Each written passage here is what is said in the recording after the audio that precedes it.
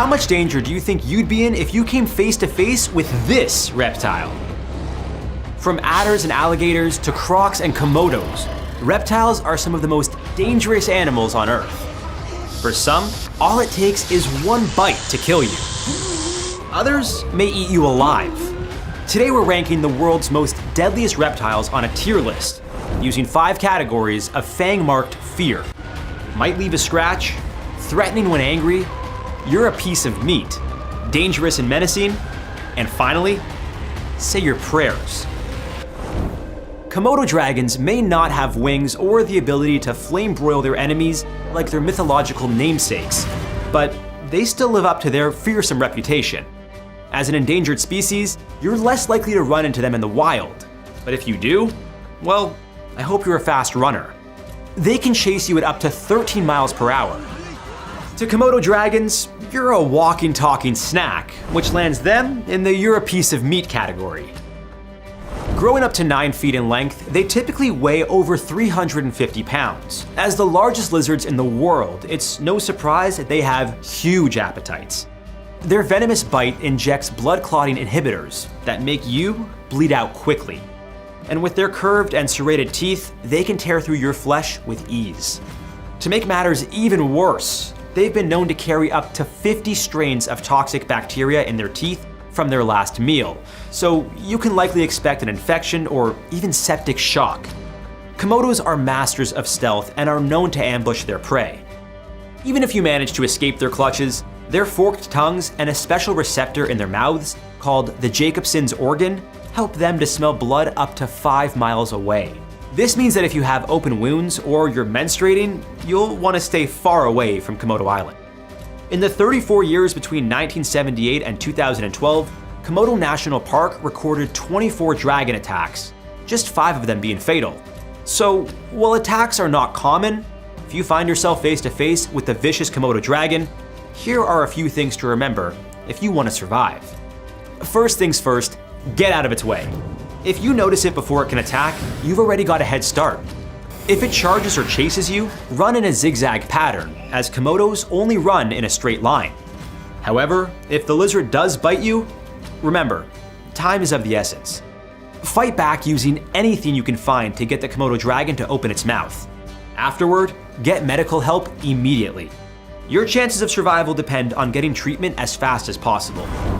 Our next reptile is an exotic pet that will squeeze the life out of you if you're not careful. The reticulated python is ranked as dangerous and menacing, and for good reason. It can and will eat a human if it's hungry enough. Originally found in the tropical forests of Indonesia, the Philippines, and other parts of Southeast Asia, snakes from the python family are now some of the most common exotic pets around the world. Like all pythons, reticulated pythons are constrictor snakes and don't have venom. Instead, they use their powerful muscles to coil around their prey, crushing them to death and then swallowing them whole. As the longest snake in the world, they can grow up to 32 feet long and weigh 385 pounds. It's no surprise that they eat a lot. They're known to snack on pigs, primates, and unfortunately, unsuspecting humans. As with any dangerous creature, if you come face to face with this deadly python, don't let it bite you. Just because it's not venomous doesn't mean it won't do damage. The most important part of survival, though, is to not let it wrap itself around you. If it has you in its grasp, try not to struggle too much, or it will squeeze even harder. Your best bet is to yell for help and stab the snake with something sharp. Remember that if you know there's a chance that you'll run into a reticulated python, always have someone else with you for help.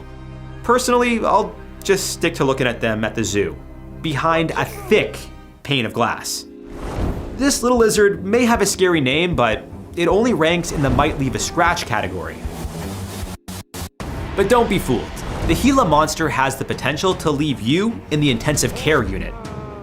Chances are slim that you'll bump into one though. Gila monsters live in the remote deserts of the southwestern United States and in northern Mexico.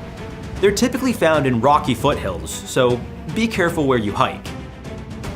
Growing up to 20 inches in length and weighing about 4 pounds, Gila monsters are quite small. Despite their size, these lizards are deadly. They have a venom that contains a neurotoxin that causes extreme pain, swelling, and changes in blood pressure.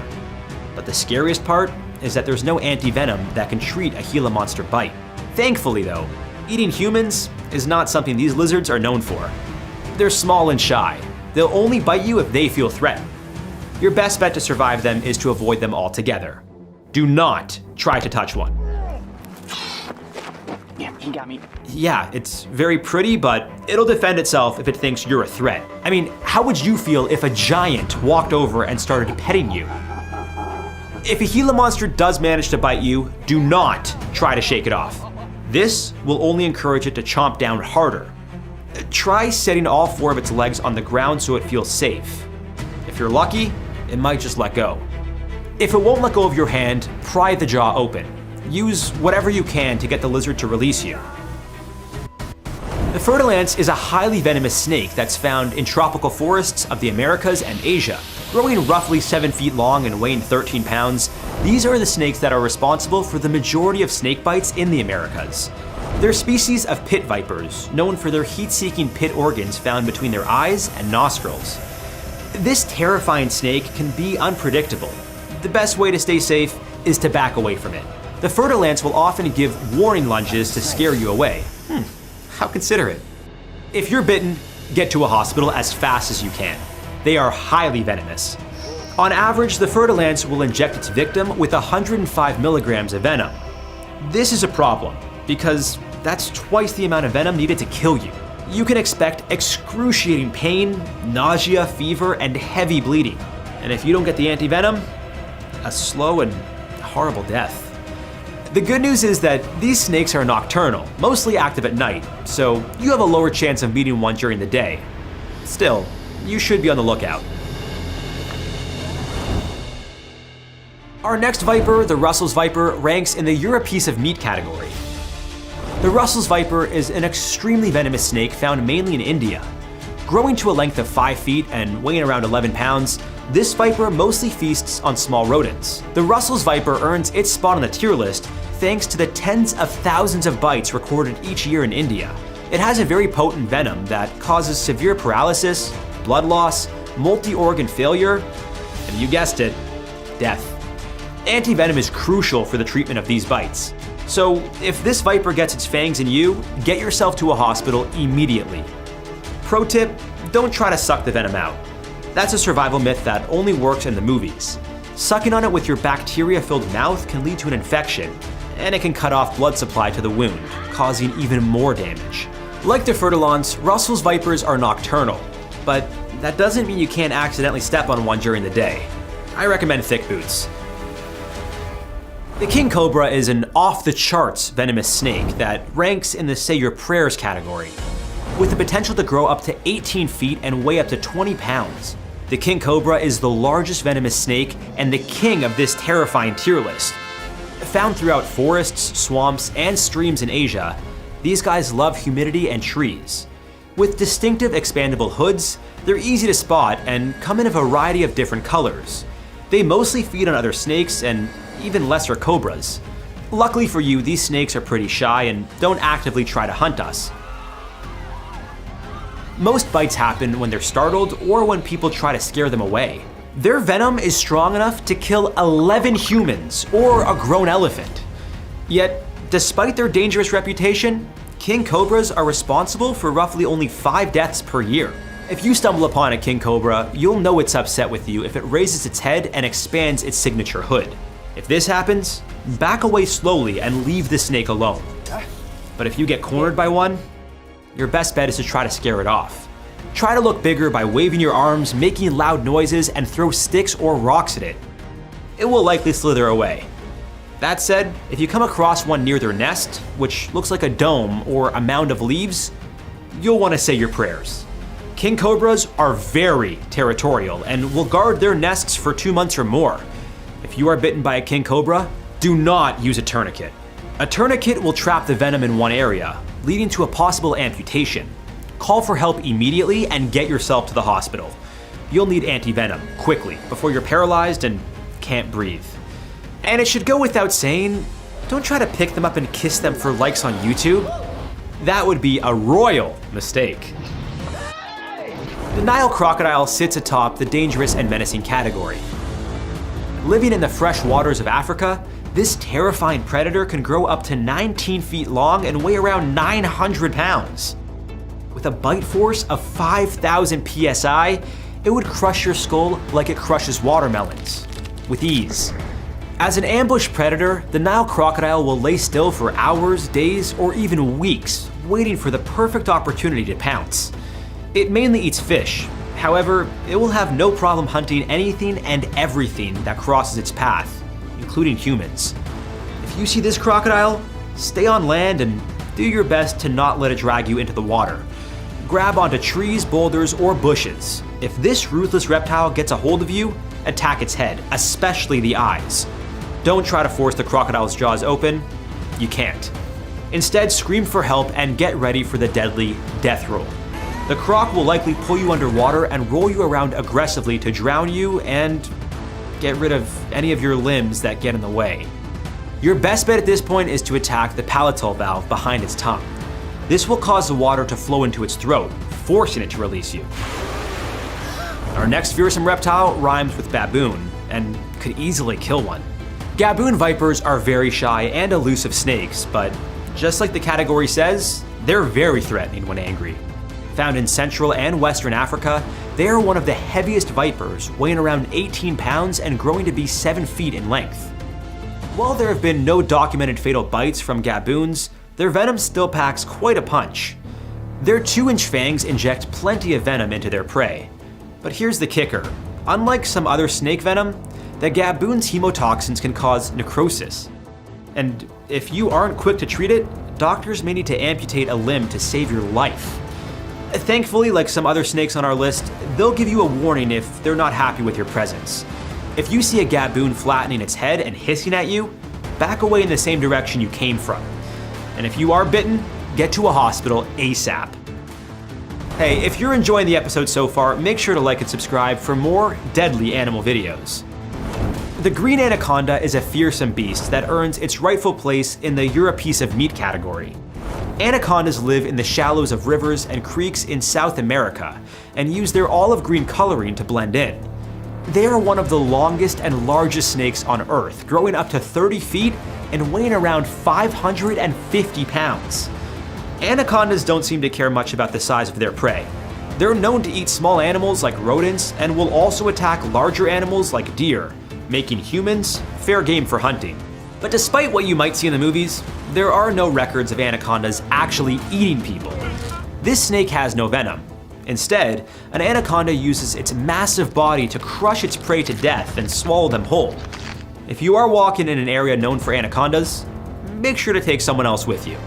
And if you see an anaconda and its tongue is flickering, it means it's hunting. Run. And stay on land since they aren't as fast on solid ground as they are in water. If you are bitten, don't try to yank yourself out of its mouth. The snake's teeth curve backwards, so trying to pull yourself out will only do more damage. Ask your friend to pry open its mouth so you can unhook yourself from its fangs. Like reticulated pythons, anacondas will try to suffocate their prey before swallowing them whole. If the snake is coiled around you, make sure not to exhale. That allows the snake to coil tighter, leaving you unable to get air back into your lungs. And this next tip may sound bizarre, but if a hungry anaconda has a grip on you, bite it. Biting the snake's tail will cause it extreme pain. And if you can't get to its tail, try to poke it in the eye. No one likes being poked in the eye. And, well, the same goes for snakes. The inland taipan is the most venomous snake in the world, forever putting it in the say your prayers category. Found in the remote black soil plains of Queensland, Australia, this snake's scales vary between shades of brown and can even change color depending on the season. Growing to a maximum of 5.5 feet and around 4 pounds, the inland taipan is a small to medium-sized snake that eats rodents. Its venom is the most toxic in the world. One bite has enough potency to kill around 100 adult humans. It also has an enzyme that helps increase absorption, making it a surefire death sentence to anything that gets in its way. Once bitten, you can expect vomiting, complete paralysis, and a slow and painful goodbye. Luckily, this species rarely encounters humans. It's very shy and reclusive. But if you do happen to get bitten by one, call for help immediately, while you still can. Use pressure bandages to wrap the affected limb and slow the spread of the venom. Try to stay calm, lay down in the recovery position to keep your airway clear, and wait for medical treatment. Without a dose of antivenom, the inland taipan's bite can kill you in 40 minutes.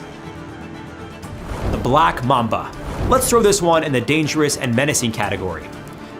Considered the most dangerous snake in Africa, the black mamba can grow to be 18 feet and weighs 3.5 pounds. Although it has an aggressive reputation, this snake doesn't hunt out humans as prey. Living on a diet of small mammals, the black mamba typically slithers away from humans when it sees one. However, since it's a territorial snake, if it's cornered, it will strike fast and multiple times to ensure its victims are injected with enough of its extremely toxic venom to immobilize them. The venom attacks the nervous system and heart. Just 2 drops are enough to kill a grown human in 20 minutes. Although most black mamba bites are fatal, the snake is only responsible for a small number of deaths. To survive a run-in with a black mamba, wear thick, long clothes and work boots. Keep your distance and back away slowly. Don't try to approach or touch the snake. They tend to hide out under rocks, logs, and even termite mounds, so make sure to be alert if you're walking in their territory. If this venomous snake bites you, stay calm and control your breathing. You want to minimize the spread of the venom, so lowering your heart rate is crucial. Call for help and get yourself to a hospital before it's too late. And now, for the deadliest reptile on our list that isn't a snake, the saltwater crocodile. This one definitely belongs in the Say Your Prayers category. The saltwater crocodile is the largest reptile in the world, reaching 23 feet long and weighing up to 2,000 pounds. And like its African counterpart, the Nile crocodile, it has an incredible bite strength of 3,700 psi. True to its name, this ferocious crocodile is found in the salty coastal waters and rivers of Southeast Asia, Northern Australia, and Micronesia. They're extremely territorial, highly aggressive, and will eat any living creature that gets in their way, including other saltwater crocodiles. They're responsible for a staggering 1,000 human deaths per year. Your best bet to avoid being breakfast is to steer clear of them altogether. Keep an eye out for warning signs on beaches, rivers, and other areas where they're commonly found. If you end up crossing paths with one, back away slowly. Make sure not to splash water since that attracts the crocodile's attention. If it charges at you, run. And not in a zigzag like with Komodos. That trick doesn't work on these guys. Stick to a straight line and get away from them as fast as you can. If you're already in the water, well, good luck. Their powerful tails can propel them up to 20 miles per hour. If this bloodthirsty beast chomps down on you, try to fight back by aiming for weak spots, like its eyes and snout. And just like the category says, say your prayers. Well, I hope this list helps. If you think our ranking is off, let us know in the comments below. Unfortunately, during a crocodile attack, sometimes there's nothing you can do to survive. We'll explore the story of Cindy Waldron and some of the most devastating crocodile attacks in the world on another episode. I held on as much as I could. I was clawing onto her arm and I was trying to get the other arm up to try and grab her, and I couldn't. And then she was gone. No one was there to help pull me out. I'm dead. If the numbers aren't controlled, there will be more deaths, without a doubt. With one of the strongest bites in the world at 3,700 psi, saltwater crocodiles consider anything and everything prey. Unfortunately, 2 friends celebrating the end of one of their cancer treatments learned just how strong their bite can be. Just trying to fight, and then all of a sudden we were taken again. It was the same amount of force. We were taken. But the Nile crocodile can be just as deadly. So deadly that one infamous killer croc took the lives of over 200 African villagers, spurring a decades-long hunt. And with an even stronger bite force than saltwater crocs, crunching in at 5,000 psi, I understand why they hunted the damn thing. We're gonna catch this crocodile now. We're gonna trap him. It'll be difficult, but we're gonna get him. How did the saltwater crocodile go from an endangered species to an everyday threat to Australians? What key survival tactic saved this miner's life? And is this infamous crocodile serial killer still lurking in the waters of Africa? There are 16 different species of crocodile, the most prominent being the saltwater and Nile crocodile. Their notoriety is likely due to their terrifyingly high kill counts. Saltwater crocodiles can be found in Australia and Southeast Asia, while the Nile crocodile is found across parts of Africa. They are responsible for killing approximately 1,000 people annually, with over 80% of the deaths coming from their razor-sharp teeth. Not only are croc attacks more common than shark attacks, but they're often less survivable. Known for being incredibly territorial, stealthy, and aggressive predators, crocodiles fear no one. Some towns and villages in Australia and Africa use rivers or lakes for fishing, washing clothes, or even just getting water. And this is often where crocodiles sit, patiently waiting to snatch their next unsuspecting victim. For Cindy Waldron and her friend Leanne Mitchell, that's exactly what a 13-foot saltwater crocodile was doing. And then Cindy cried out to me. And she said, "It's got me." Cindy and Leanne's friendship dates back to high school. The two formed such a close bond that they considered each other sisters. When Leanne was diagnosed with breast cancer, Cindy was by her side every step of the way, putting her best friend's recovery at the forefront of her life.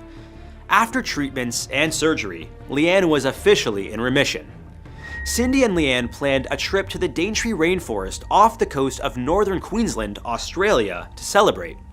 The two stayed at a friend's place in Thornton Beach, a remote area known for not having cell phone reception, electricity, or many people.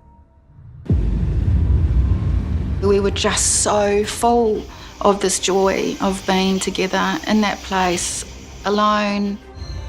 We just wanted to run around, and that was exactly what we did. And in the process of doing that, we ended on the water's edge. We ended up on the water's edge. Not going waist deep into the water, the pair didn't think they were in much danger, even if it was nighttime. Although the waters were known to be crocodile infested, with signs warning visitors of that fact, the two didn't think they would be at risk so close to the shore. It was really dark. Cindy's back was to the water and mine was to the beach. And we were laughing. That's when Cindy felt something and cried out to her friend, "It's got me." Initially, Leanne thought Cindy was brushed by seaweed and tried to calm her down. She grabbed Cindy's arm and told her, "I got you." Then, it became clear that something powerful was in the waters beneath them. We were pulled. We were pulled. It was incredible. It was absolutely incredible. The croc pulled Cindy with such force that Leanne, who was still holding on to one of Cindy's arms, was yanked deeper into the water alongside her. I realised there was something, and I put my hand out, and I felt the top of its head. Then I started trying to punch and trying to hit and trying to fight, and I was screaming. The crocodile continued to pull them with all its might.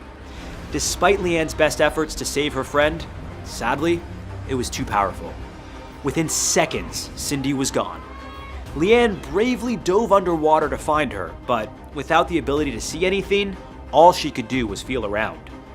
With no luck finding her friend in the darkness, Leanne had only one thing left to do. I wanted to help, and the only help I could give was by screaming Sally's name. It's screaming. Screaming for her to come back. Leanne ran into a nearby business after returning to shore and found someone to call the authorities. She was taken to the hospital for shock treatment and puncture wounds in her arm. A search mission began, and a 13-foot crocodile was caught and killed. After further investigation, Leanne's worst nightmare came true. Cindy's remains were inside the croc. What happens if you come across something like this in the wild? You just wouldn't want to be in the water with something like this trying to get you, you know, like you wouldn't have much of a chance, I'm afraid. What would you do in a situation like this? Although it may seem impossible to survive a crocodile attack, never say never. If you find yourself in croc country, you'll want to avoid any waters where they may be hunting for their next victim. Be aware of your surroundings, and if you spot one, back away slowly. If you're on land, run in a straight line, as crocs can only move at 10 miles per hour. There's a common tip to run in a zigzag, but it turns out that it's just a myth. The goal here is to get as far away as quickly as possible. If you're in water, don't make sudden movements. Splashing water in its direction is one of the worst things you can do, as this can attract more attention. If a crocodile attacks, you'll want to fight back and aim for its eyes, as it's one of their most sensitive spots. And if you're planning a trip to Australia, that tip may just save your life. The country has been dealing with an ever-growing saltwater crocodile problem, and they're showing up in more populated areas. Following World War II, the saltwater croc population significantly declined as they were regularly hunted for their skins. Facing extinction, the country passed a law in 1971 that banned hunting them, which is still in place today. However, 6 decades later, the saltwater crocodile population has risen to unsafe numbers, with over 200,000 of them estimated to be calling various bodies of water across the country home. For Aussie Todd Barristow, when he cast his reel, things got very real. And like facing him like this on the mud, in the water, with just his snout sticking out. Get on both my legs, just growling like that. He can just growl at me. And then I'm like, this is it, he's gonna pull me in. In 2011, 28-year-old miner Todd Barristow and his dog went fishing in Weipa, North Queensland. Known for having more crocs than people, Weipa is referred to as croc country. Queensland's government website warns that even if an area doesn't have a crocodile warning sign, assume there are crocs in the water. But despite having that knowledge, many fishermen willingly fish in croc-infested waters. You reckon it's safe here, dude? It's not 100% safe, that's why I certainly keep a good eye out. You reckon you'll see it coming? Well, maybe not. You don't see the one that gets you, that's what they say. It turns out what they say is true. When a massive crocodile attacked Todd, he definitely didn't see it coming. Within the blink of an eye, he was waist deep in the water, with his legs caught in the jaws of the croc. Todd attempted to pry the crocodile's mouth open to get it to release its jaws, which only made matters worse. And I went, tried to put my hand down and try to get him off, and he took another bite, and that's when he must have pinned my hand to the leg. With both legs and one of his hands trapped in its jaws, Todd reached for a mangrove branch to avoid being pulled under. So I started just yanking this one as hard as I could. I managed to pull it off. Pull it free. But at the same time I pulled my finger off. But what's the finger? While being attacked, Todd's dog, Dig, unfortunately wasn't much help. Rather than barking, it was sniffing around. In an act of desperation, Todd attempted to sacrifice Dig for his own life. So I grabbed him and I threw him over my back, hoping that he'd take him, because I've heard a lot of stories, crocs like dogs, So you threw your dog in the water? Threw the dog in the water, hoping he'd let go. As a sacrifice? Sacrifice, so I can go, get out. Let's just hope they patched up their relationship later. We've seen what angry dogs can do. The croc was not interested in Dig and continued crunching down on Todd's legs. After tirelessly fighting to break free, his last resort was to yell for help. Thankfully, fellow miner Kevin Bevan heard Todd's cries and quickly jumped into action. Kevin used a nearby mangrove branch to hit the crocodile on the head, hoping it would let go. He then managed to pull Todd free.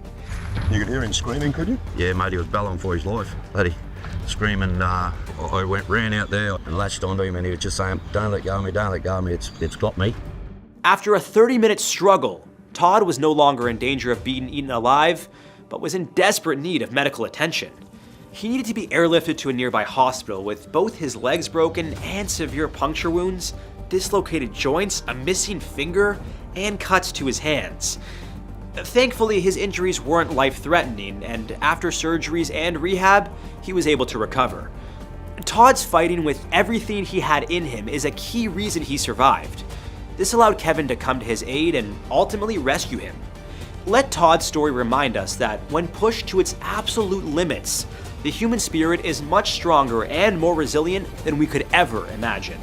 While saltwater crocodiles spur terror to Australians, hundreds of African villagers have fallen victim to one giant killer beast who could still be lurking in the waters of Burundi to this day.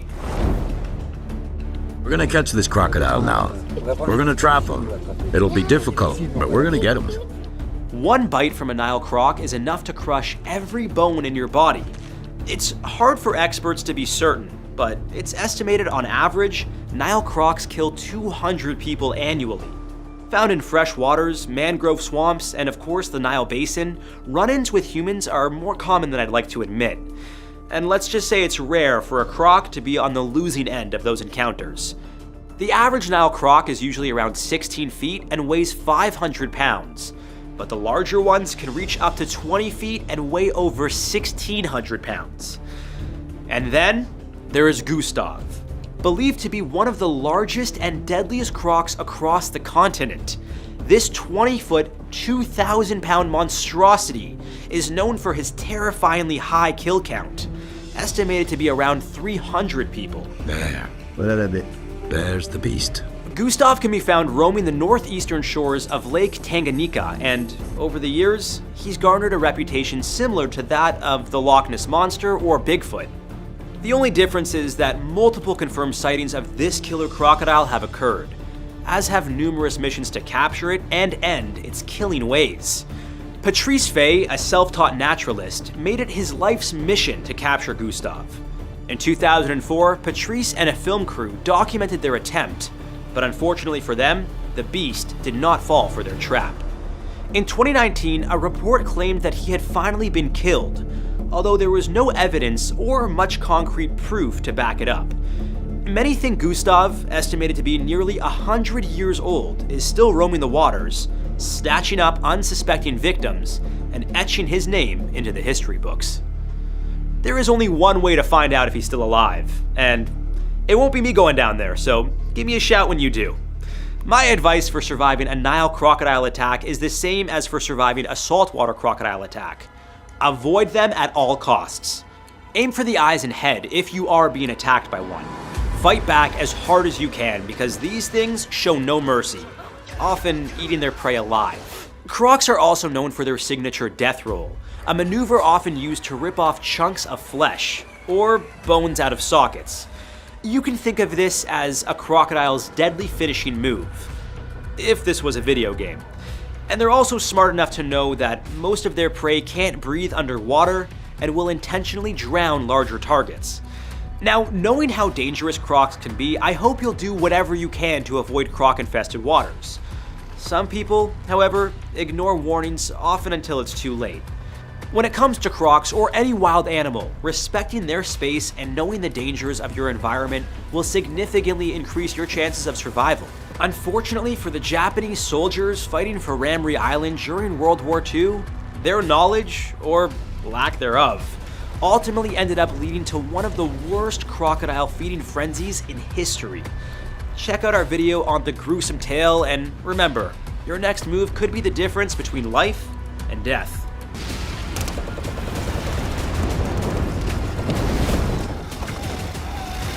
World War II played host to many horrific battles, but one in particular stands out for its gruesome horror: the Battle of Ramree Island. It was 1945. A garrison of around 1,000 Japanese soldiers were stationed in the Bay of Bengal on Ramree Island in the country of Myanmar, formerly known as Burma. The British and Indian armies arrived in boats and fought to recapture the territory in order to establish air bases there. While the Japanese put up a good fight along the island's edge, they were outnumbered and outgunned by the Allied forces. The British had Royal Navy warships, bomber planes, and over 6,000 ground troops. But the Japanese weren't willing to give up so easily. Sticking to the Bushido Code, created in the age of the samurai, the Japanese were determined to serve their emperor. Surrender was not an option. Their captain ordered the troops to retreat inland to join forces with a larger imperial unit in the middle of the island. That decision would prove to be fatal, leading to a frightening bloodbath. To get to the middle of the island, the Japanese troops had to slog through 16 kilometers of dense, muddy mangrove swamps packed with venomous snakes, deadly spiders, scorpions, and swarms of disease-carrying mosquitoes. But that's not all. What turned their trip into a nightmare were their deadly encounters with a massive population of hungry, saltwater crocodiles lurking in the water. It was considered the deadliest crocodile attack in history. Out of 1,000 Japanese soldiers, the British claimed that only 20 made it out alive. But some historians aren't convinced. They found the reports so gruesome that they couldn't possibly be true. But were they? Today we unveil the real story behind the mythical Ramree Island Crocodile Massacre. How many soldiers actually made it through the ordeal alive? What happened to all the crocodiles on the island? And why do some refuse to believe the massacre even happened? According to local villagers conscripted by the Japanese army, the march into the swamps was a true nightmare. With little or no access to fresh water, desperate soldiers resorted to drinking salt water. Many were severely dehydrated, wounded, and succumbed to dysentery. Mosquitoes in the area may have also contributed to their illness. Driven by hunger, dehydration, and sickness, some Imperial soldiers attempted to swim across the channel that separates the island from the mainland. Many of them died from drowning and shark attacks. The naturalist Bruce Stanley Wright, who was with the British troops at the time, estimated that there were at least 100 saltwater crocodiles in those swamps, and they were on high alert because of the noise of warfare and the smell of blood. Witnesses claimed the crocodiles' feasting lasted for days.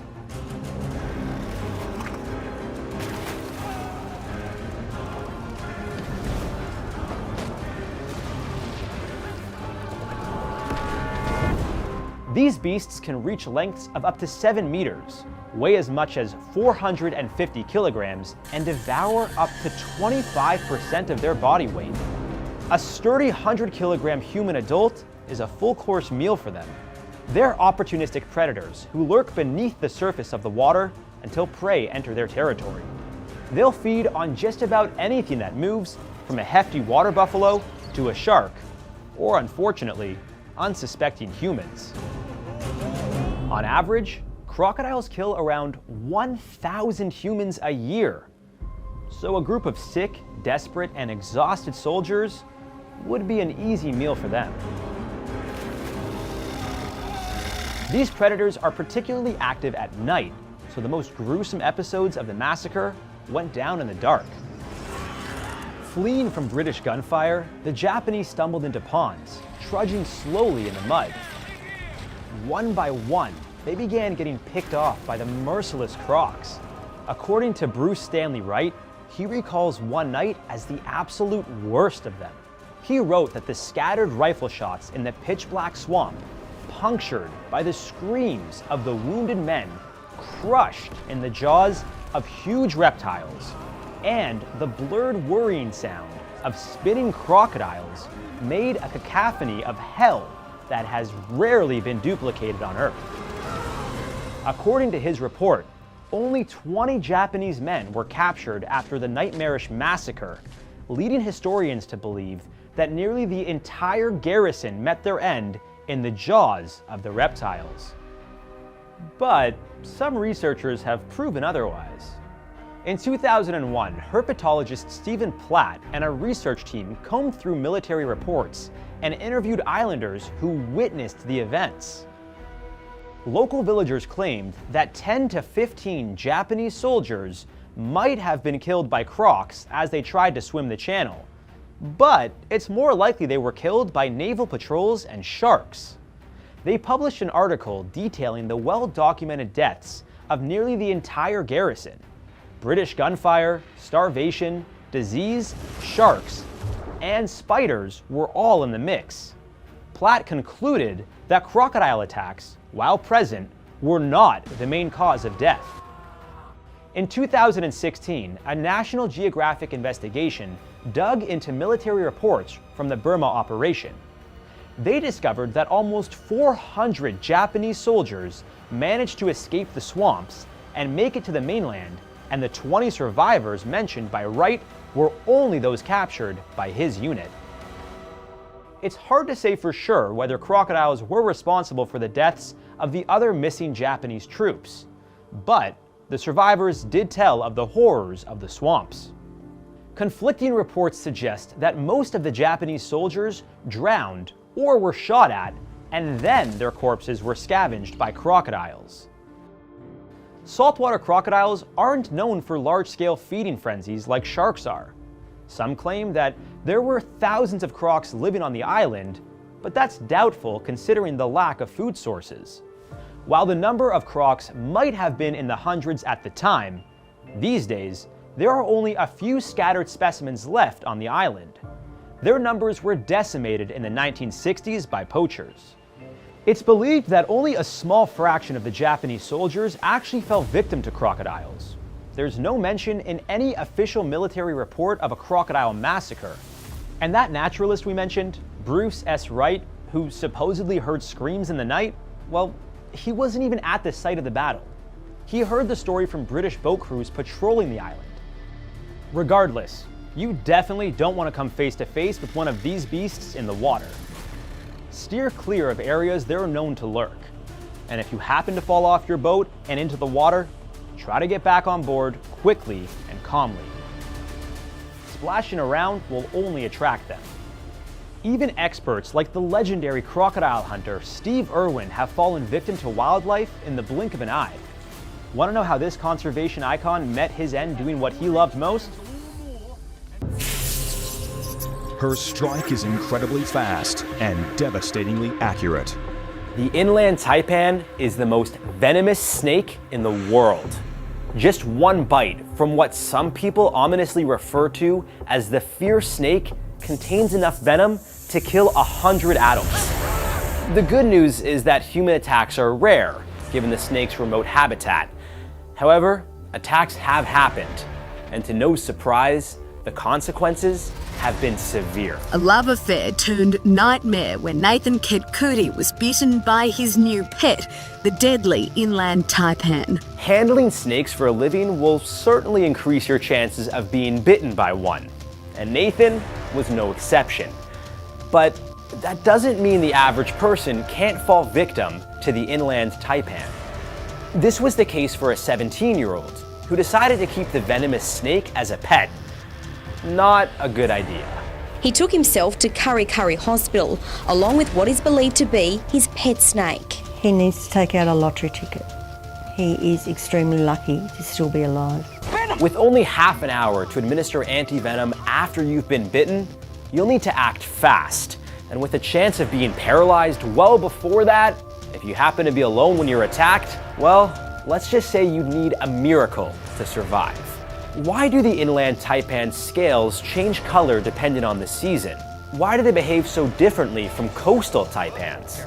And what should you do if you're bitten by one in the wild? Before you get paralyzed with fear, make sure to like and subscribe for more incredible survival stories.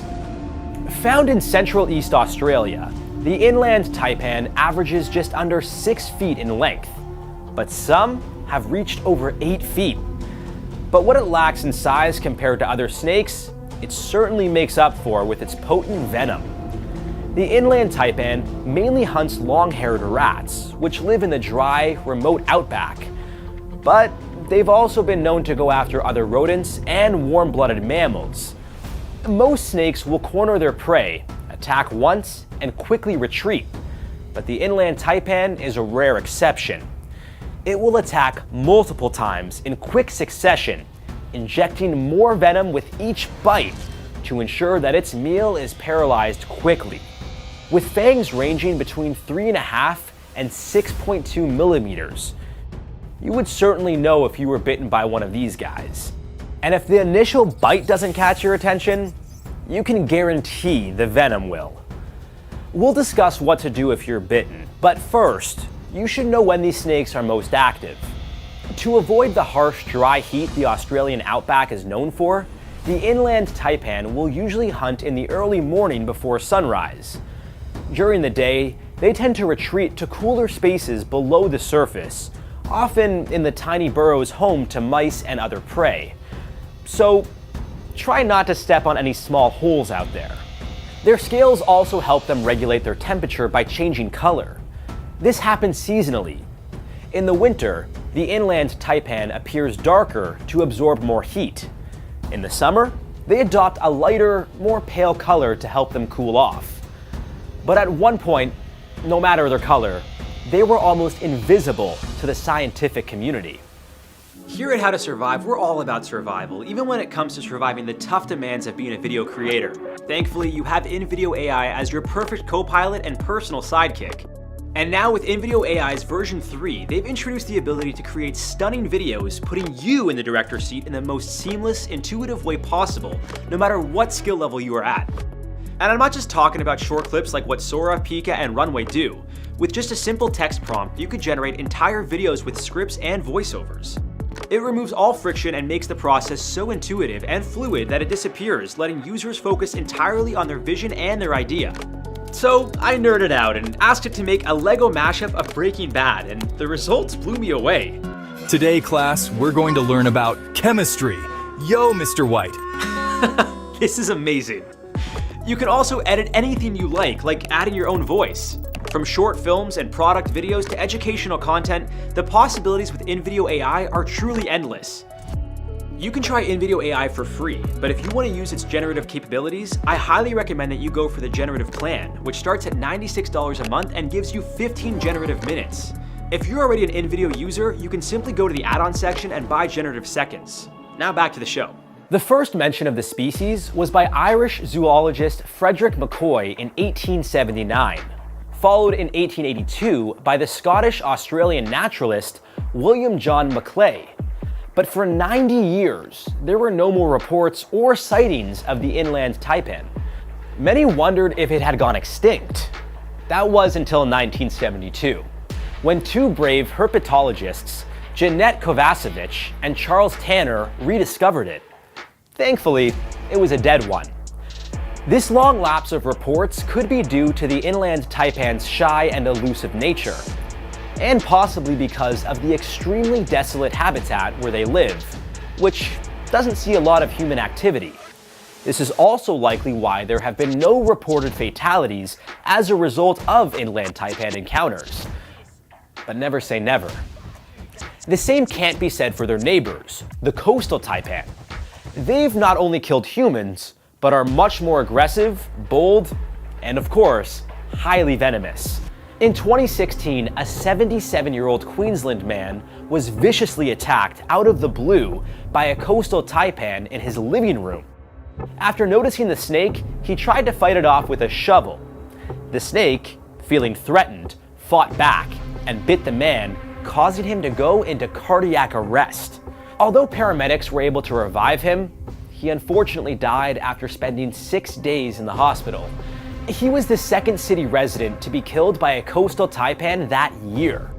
Deaths by venomous snakes in Australia do happen, but are pretty rare thanks to anti-venom treatments.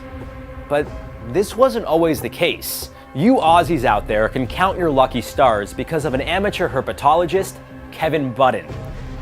He was the first person to successfully capture a live taipan snake in 1950.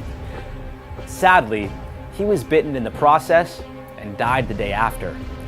But thanks to his efforts, the taipan was milked for its venom, which led to the creation of the life-saving anti-venom we know and use today. Kevin, we salute you, mate. But please, don't try to follow in his footsteps. Leave deadly snake interactions to the professionals. Okay, so why does such a shy, reclusive snake in the middle of nowhere end up as the most venomous snake in the world? It all boils down to evolution. Early fossil records show that snakes initially constricted their prey like modern-day boas do. Living in lush jungle habitats full of trees to hide in, constrictors could easily ambush their prey and squeeze them to death. But in wide open arid places like the outback, prey like rodents and other mammals could spot snakes far away and easily outrun them. And what better way to slow them down than powerful venom? As I like to say, more often than not, nature finds a way. Over thousands of years, the taipan lived in this remote area with scarce food sources, and its venom grew more potent. According to the LD50 test, which measures how lethal a snake's venom is, the inland taipan is so toxic that it's estimated that one bite, or 110 milligrams of venom, could take down 250,000 mice. Whoa.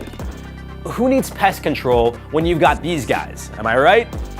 Still, interactions are possible, so I'm here to give you your best chance of survival. The first thing you should know is that when they feel threatened, the inland taipan will raise their body in an S shape as they prepare to strike. Do not provoke it. The most obvious way to avoid being bitten by one is to steer clear of them at all costs. And maybe consider not hiking through this barren wasteland in Australia. But if you're adventurous, I recommend wearing thicker boots, traveling when the sun is up, and of course, watching your step. Don't put your hand in crevices or small cracks looking for things. Scout out a safe spot before sitting down for a short break as well. If your adventure's cut short and you do happen to be bitten, you can expect symptoms like headaches, nausea, vomiting, abdominal pain, and in more severe cases, paralysis and trouble breathing. If you aren't given antivenom in time, well, death is also a symptom. That's probably the worst one. You'd immediately want to tightly wrap a bandage around the bitten limb, starting at the site of the bite and working your way up if possible. This will help immobilize the venom or hopefully slow it down enough from coursing through your veins, potentially increasing your likelihood of survival. You would also want to rest the limb below your heart, and of course, call emergency services immediately. With medical treatment, surviving is very likely. Just ask the 19-year-old amateur herpetologist Nathan, who after days in hospital, survived an attack from his pet inland taipan. He blames himself for being attacked, claiming he was feeding his snakes and cleaning their cages on the same day. The smell of rodents on his hands likely caused the snake to attack. Another snake handler, Ricky Harvey, also had a scary encounter with a pet inland taipan that bit his thumb. While selling the snake, he moved it from its cage into a bag. However, he had trouble opening the bag, and that's when the snake attacked. Of course, I question why anyone would want this snake as a pet, but that's besides the point. Thankfully, Harvey was able to remain calm, which may have bought him some time as he made his way to the hospital and was administered the necessary antivenom. But what would happen if you didn't have access to the antivenom? Say you're traveling in the outback, alone, get bitten, and within minutes, paralysis kicks in. Things are looking bleak. You die. So let's get into the details of what happens to your body. How does the venom affect your blood and organs, and why does it cause paralysis? You might already be familiar with the black mamba snake, which is also known for its deadly venomous bites. Its venom consists of alpha neurotoxins. The coastal taipan, mentioned earlier, has venom consisting of beta neurotoxins. As you've probably already guessed, both alpha and beta neurotoxins can be deadly. In simple terms, alpha neurotoxins block the muscle receptors that signal your muscles to contract. But beta neurotoxins are worse. They can completely stop your nerves from communicating with your muscles, which could lead to permanent damage and even prevent your lungs from working. This is why many taipan victims are put on ventilators. This brings us to the inland taipan, whose rare venom contains both alpha and beta neurotoxins. To no surprise, this makes their venom extremely potent and deadly if not treated quickly.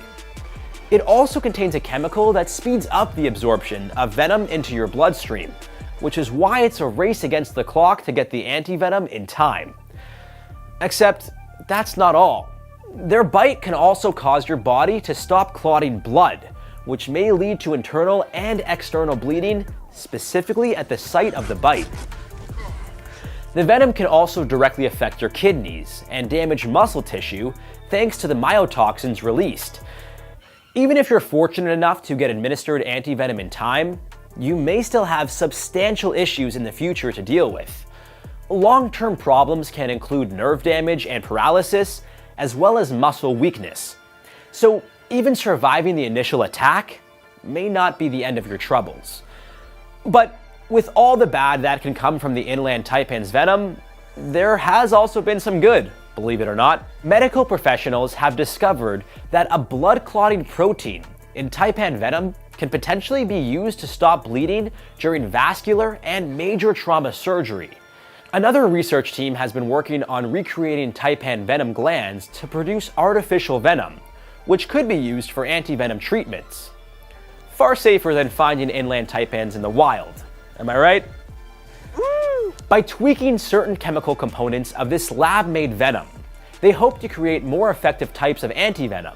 Unfortunately, there isn't an antivenom available for every snake type, and most victims don't even know the kind of snake bite they're dealing with, significantly reducing the likelihood of survival. And not all snakes need to bite you to release venom. Have you ever heard of the spitting cobra? It's even more terrifying than it sounds. But don't worry, we also cover how to survive an attack from one.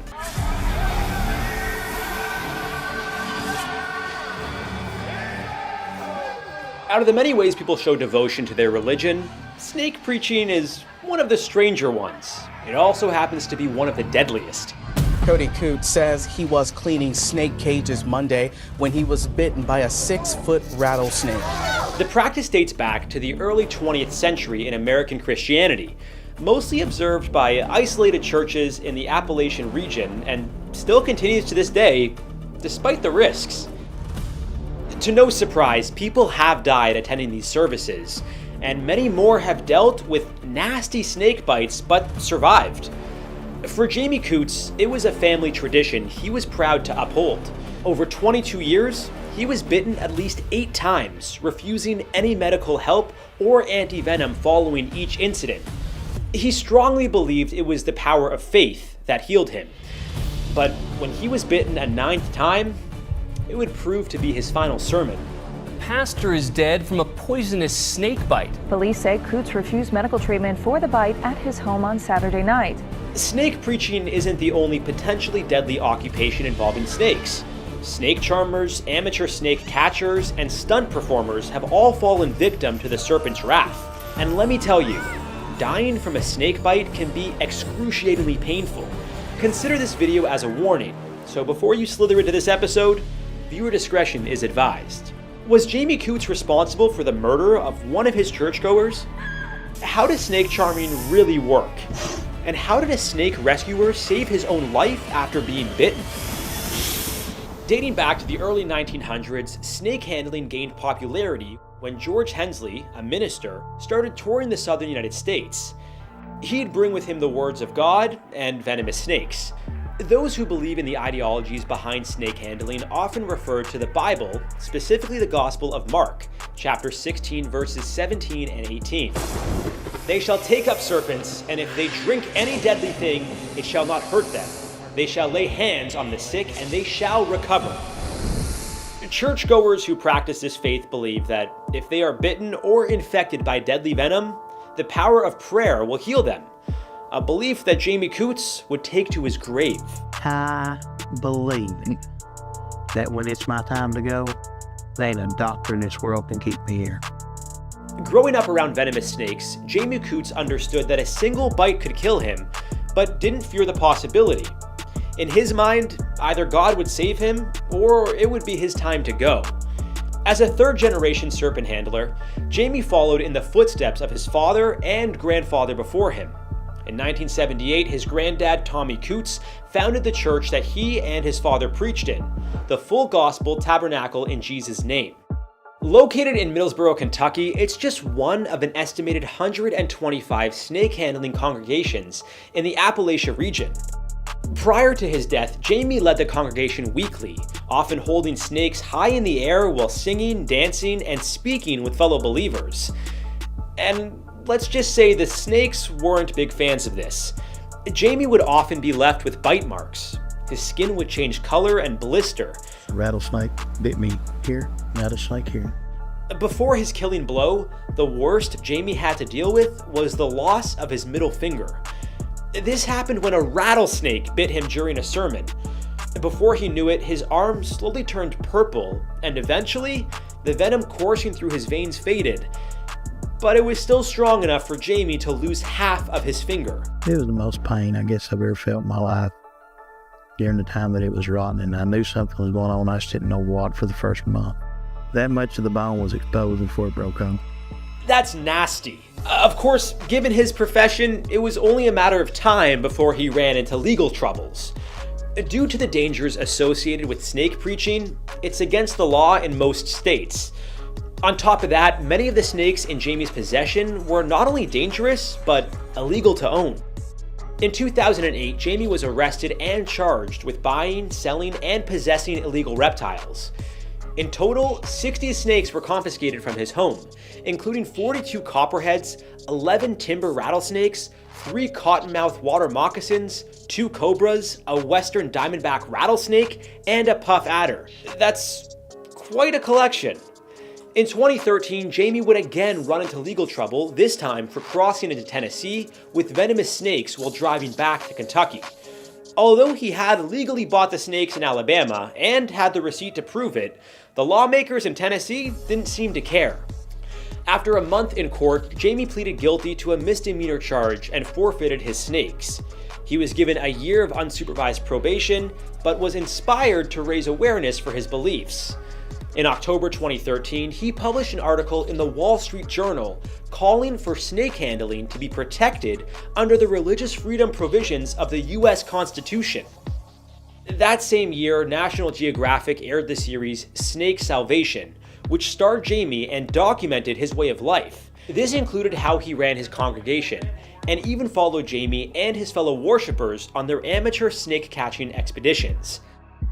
Unfortunately for Jamie, just a few months after the show aired, he was in the national spotlight for a different reason. It was a Saturday night in February, and Jamie was leading a group of around 40 churchgoers in a sermon. Everything was going smoothly until he was bitten on his hand by a 2.5-foot timber rattlesnake. According to Jamie's son, Cody, his father was handling 3 rattlesnakes moments before the bite. Within minutes, Jamie started throwing up, claiming his face felt like it was on fire. Shortly after, he lost consciousness. Cody, along with 4 other churchgoers, carried Jamie to the car. On the way home, he said he heard his father take a final deep breath.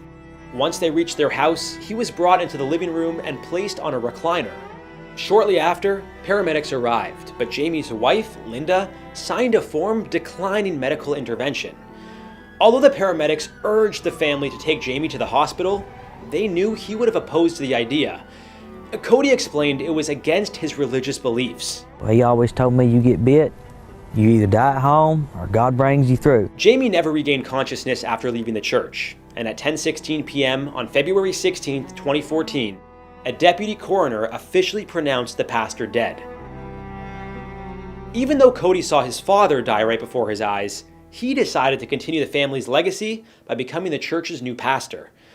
Although he's already had his fair share of snake bites, he doesn't seem to want to change his ways. It shouldn't come as much of a surprise that this wasn't the first time someone affiliated with the church was fatally bitten, and it likely won't be the last. In 1995, 28-year-old Melinda Brown attended Coots's church and was bitten by one of his timber rattlesnakes. Churchgoers prayed over Melinda in an effort to heal her, but sadly, the venom took her life. Jamie was initially charged in connection with her death, but the judge decided not to proceed with the case. Both Jamie and Melinda were killed by a timber rattlesnake, one of the deadliest snakes in North America. Timber rattlers usually aren't aggressive unless provoked, so it's no surprise that loud music, dancing, and how they were displayed could have ticked them off. Any job involving snakes can be deadly, no matter if you're a herpetologist, zookeeper, or a veterinarian. While snake preaching is up there, snake charming may take the crown as the most dangerous. Before we inject you with more knowledge, be sure to like and subscribe to stay prepared for all life has to offer. In ancient Egypt, snake charmers were known for treating snake bites and informing citizens about the reptile's relevance to the gods. But snake charming really took hold in India, evolving into what has become a form of street entertainment and a sacred practice. Hinduism specifically emphasizes snakes as part of its culture. The Naga are described as half-human, half-serpent gods. So naturally, those who could control or charm snakes were closer to the gods. Snake charmers were also seen as medicine men. They were knowledgeable about how to deal with bites and even provided venom for creating antivenoms. The practice eventually spread to nearby regions in North Africa and Asia, but snake charming as a form of entertainment really took off in the 1900s. Governments promoted the practice to increase tourism, and performers were sent overseas to perform at cultural festivals. That is until 1972, when the Indian government banned owning or selling snakes after the creation of the Wildlife Protection Act. By 1991, snake charming was banned altogether in India. In 2003, protests helped ease restrictions on snake charmers, allowing them to perform in areas known for their tourist attractions. The practice is still found in Pakistan, Bangladesh, Sri Lanka, Thailand, and Malaysia. It also endures in North African countries such as Egypt, Morocco, and Tunisia. Although snake charming seems dangerous, the charmers usually aren't within striking distance of the snake. To reduce risk, some will even remove a snake's fangs or partially sew its mouth shut, both of which are considered unethical. While you might think a snake is calmed by the enchanting music, it actually can't hear it. What they're really being lulled by is dehydration and starvation. The idea of the snake being hypnotized or charmed is all for show. During a performance, the snake is often in a state of survival and anxiety. With poor vision, the reptile relies on its sense of vibrations from the charmer's instrument, the punji, to move. In addition, the snake follows the movement of the punji and the charmer to keep themselves safe. Over the years, the entertainment side of snake charmers has evolved thanks to daredevils known as snake stunt people, who are exactly what they sound like. In 2023, 20-year-old Abdul Manir was putting on a show for locals in a village in Indonesia. While attempting to kiss his pet cobra, it struck and bit him on the nose. Following the incident, Manir was rushed to a local clinic for treatment. Unfortunately, the snake's toxic venom was so potent it paralyzed his vital organs, killing him before he could be transferred to a hospital with the medical equipment needed to save his life. In 2024, another 20-year-old tried to get some views online, leading to a deadly mistake. Mochi Shivraj from India took a video of a cobra hanging from his mouth, hoping it would go viral. The cobra reportedly bit Mochi's mouth, injecting its venom into his bloodstream, killing him within hours. So if it isn't clear by now, snakes are not meant to be toyed with, unless they're made of rubber. Some people just don't learn until it's too late, which was the case for an Indonesian man named Norani. After capturing a 16.5-foot king cobra, Norani, who had a reputation for his precarious behavior with animals, decided to entertain local villagers with a show involving his new pet. Kissing a cobra is one thing, but hurling it around like that is just asking for trouble. Sure enough, the cobra fought back.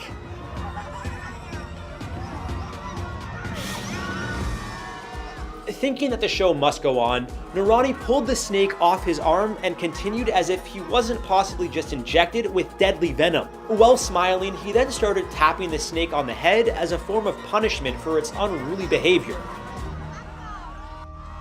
But once again, it got the best of him.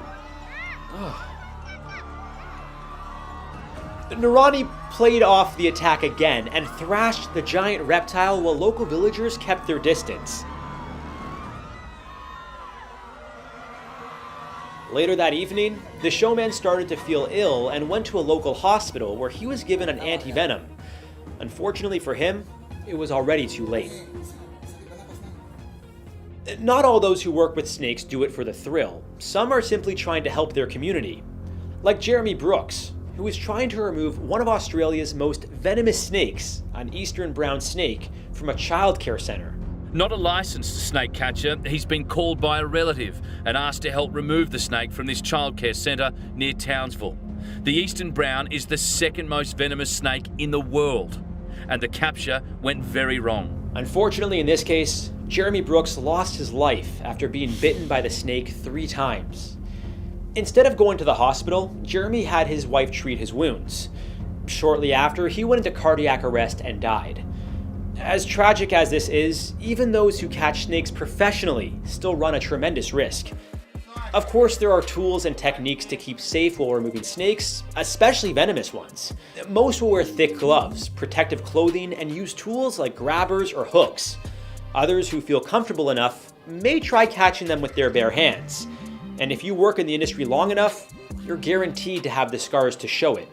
Riki, an amateur snake catcher from Indonesia, experienced one of his first bites on the job while being guided by a senior animal rescuer. After receiving a call about a 5-foot-long snake hanging around a family's kitchen, Riki and a colleague came to help. Riki was bitten twice before successfully catching the unwanted visitor. The snake jumped at me. My hands were in front of my chest since I wanted to move to catch it. That was when it first attacked and bit my hand. I'm still just learning to catch snakes. Thankfully, it was just a green vine snake, which has weaker venom than most, but Riki still felt its aggression and had the scars to show it. Vava Suresh is another Indian snake catcher who was called to extract a dangerous guest. This time, it was an 8-foot-long king cobra from a family's garden. See? This is why I don't garden. The cobra struck him before he eventually got it in a bag for safe removal. It was able to inject its deadly venom into Suresh's knee, leading to a hospital visit. The good news is that Suresh knew exactly what to do. This wasn't the first time he had dealt with a snake bite. He has reportedly survived over 300 venomous bites throughout his career. I mean, wow, talk about perseverance. This guy is a beast. He tied a cloth around the infected area to help prevent the venom from spreading. Although Suresh's condition worsened in the hospital, he was able to fully recover. I'm good at admiring snakes from a distance. They're beautiful creatures, but I'm more of a dog guy, I'd say.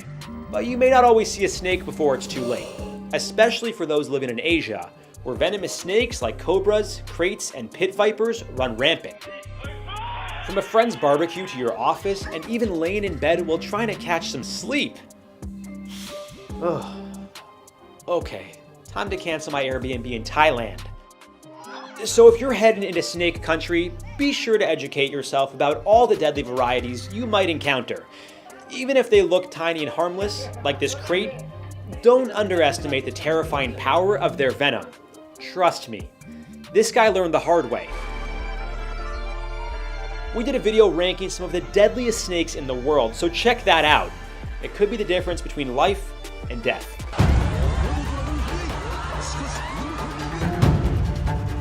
Komodo dragons, which look like something out of a Jurassic Park film, are large, fast, and deadly.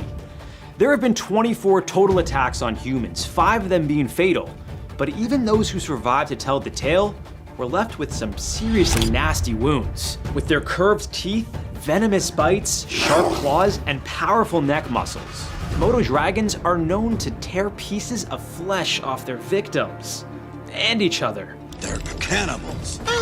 If the initial attack doesn't kill you, the venom they produce will prevent your blood from clotting and could even paralyze you.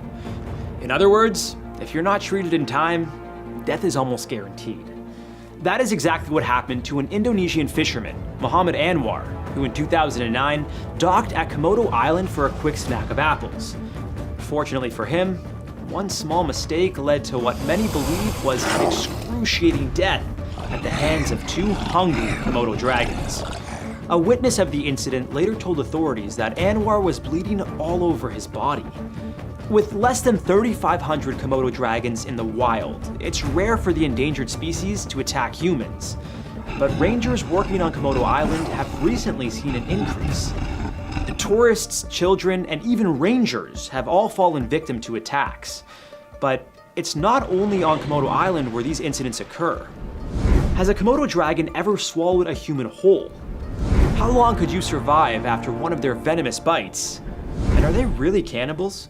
Before we tear into this one, make sure to like and subscribe for more amazing survival tips.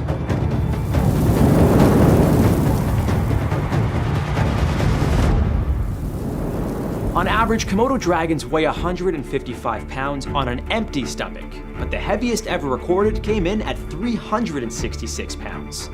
That's a big boy. The significant weight jump is because they can expand their stomachs, allowing Komodos to eat up to 80% of their body weight in a single meal. That's like if I ate 100 Big Macs in one go. Are Komodo dragons mukbangers? Eating habits aside, male Komodos can reach an average length of 10 feet from head to tail. And with approximately 60 serrated teeth, they can do a lot of damage quickly. Their powerful neck muscles are used when they grab hold of prey and thrash it from side to side, ripping flesh off like a hot knife through butter. Based on witness reports, it seems this is exactly what happened to Muhammad Anwar. After docking, he began climbing a tree to collect fresh apples. While reaching for the fruit, he slipped and fell to the ground. Within moments, he was ambushed by 2 Komodos. Some sources claim the area Anwar entered was prohibited to humans, and it's clear why that's the case. Teresia Tawa witnessed the attack and needed counseling after seeing what happened to Anwar. She explained that the dragons bit his hands, legs, and worst of all, his neck. The entire scene was brutal and bloody. He was pronounced dead on arrival at a nearby clinic. Unfortunately, Anwar's attack occurred just 2 years after an 8-year-old boy's life was cut short due to a Komodo attack in a national park on the same island. This would be the first fatal attack on the island in 33 years, but it served as a stark reminder to the world just how dangerous these dragons truly are. A spokesperson for the national park explained that the boy went behind a bush to go to the bathroom and was pounced on by a Komodo. As opportunistic hunters, Komodo dragons tend to sneak up on their prey, and unfortunately, he never saw it coming. It bit his waist and thrashed him from side to side. The boy's uncle, a local fisherman, threw rocks at the aggressive Komodo in hopes it would release his nephew. Although the tactic worked, sadly, he bled to death just 30 minutes later. His uncle reported he was bitten in half. Although that was not confirmed, he may have just been in total shock seeing his nephew die right before his eyes. And even then, the dragon wouldn't have been able to eat half of the boy's body in one go. It would have to eat away at it slowly, so they definitely can't swallow a human whole, even with a size advantage on us. Well, that's a relief. Anacondas, on the other hand, well, that's a story for another episode. The attack was a shock to locals, since 1,200 live among the Komodos, and the community went over 3 decades without any fatal incidents. Although they were known to wander into residential areas, the thought of them killing a human wasn't a huge concern. They had coexisted with them for so long, with victims only sustaining minor injuries. Trying to understand the reasoning for the attack, some rangers believed a lack of food was the cause. It was during the dry season, after all. A park ranger who survived a Komodo attack quickly learned what these animals can do when food is scarce. In 2019, the same year Anwar fell victim to Komodo dragons, Mei Yen, a park ranger, was also attacked in his office. Working on Rincha Island, one of 3 islands making up Komodo National Park, Mei Yen went into his office as he did every day for nearly a year. Moments after sitting at his desk, he noticed a Komodo dragon right by his feet. Wearing nothing but sandals and fearful of the dragon's vicious bite, Mei Yen slowly moved his leg away. Unfortunately for him, this caught the attention of the hungry animal, who quickly attacked. The dragon bit into his leg with a crunch. Mei Yen had to act fast. He stepped on the dragon's neck with his other foot in hopes it would let go. Determined to fill its stomach, the Komodo continued biting. In desperation, Mei Yen tried to pry open its mouth, and although he was able to get free, the animal managed to rip some flesh off of Mei Yen's hand as well. During the attack, a coworker heard Mei Yen scream for help and quickly came to his aid while alerting others. But no one was expecting what would ensue following the initial attack. With the ability to smell blood from almost 6 miles away, 7 other nearby Komodos headed toward the injured ranger. Thankfully, another ranger was able to fend off the new visitors with a large stick. This allowed the others to help Mei Yen get to a local hospital by boat to receive the medical attention he desperately needed. But his injuries were too severe to treat there. He was flown to Bali, where he underwent 6 hours of surgery and received 55 stitches. After a week-long stay, Mayan was sent back to Flores Island, where he spent another 6 months in hospital recovering. So how did the Komodo get into his office in the first place? Well, as it turns out, a cleaner accidentally left the door open overnight. To this day, Mayan still has trauma from the incident and doesn't like talking about the attack that nearly killed him. He still works as a ranger, but only indoors, where, statistically speaking, there shouldn't be any Komodos. Now, hopefully, you'll never find yourself being attacked by a Komodo dragon. But if you are, though, these tips may help save your life. First, you'll want to be aware of your surroundings. If you can spot a Komodo before it sneaks up on you, you're already increasing your chances of survival. Move out of its way and get to safety. Unfortunately, you won't always see them before it's too late, and if that's the case, you'll want to do everything you can to fight back. Kick it, step on it, throw things at it, whatever it takes to get it to release its vicious bite, as time is now of the essence. Mayan survived his attack due to quick thinking, which means you can too. Think fast! Once free, get to safety and seek medical attention immediately. The quicker you treat your wounds, the more likely you'll survive.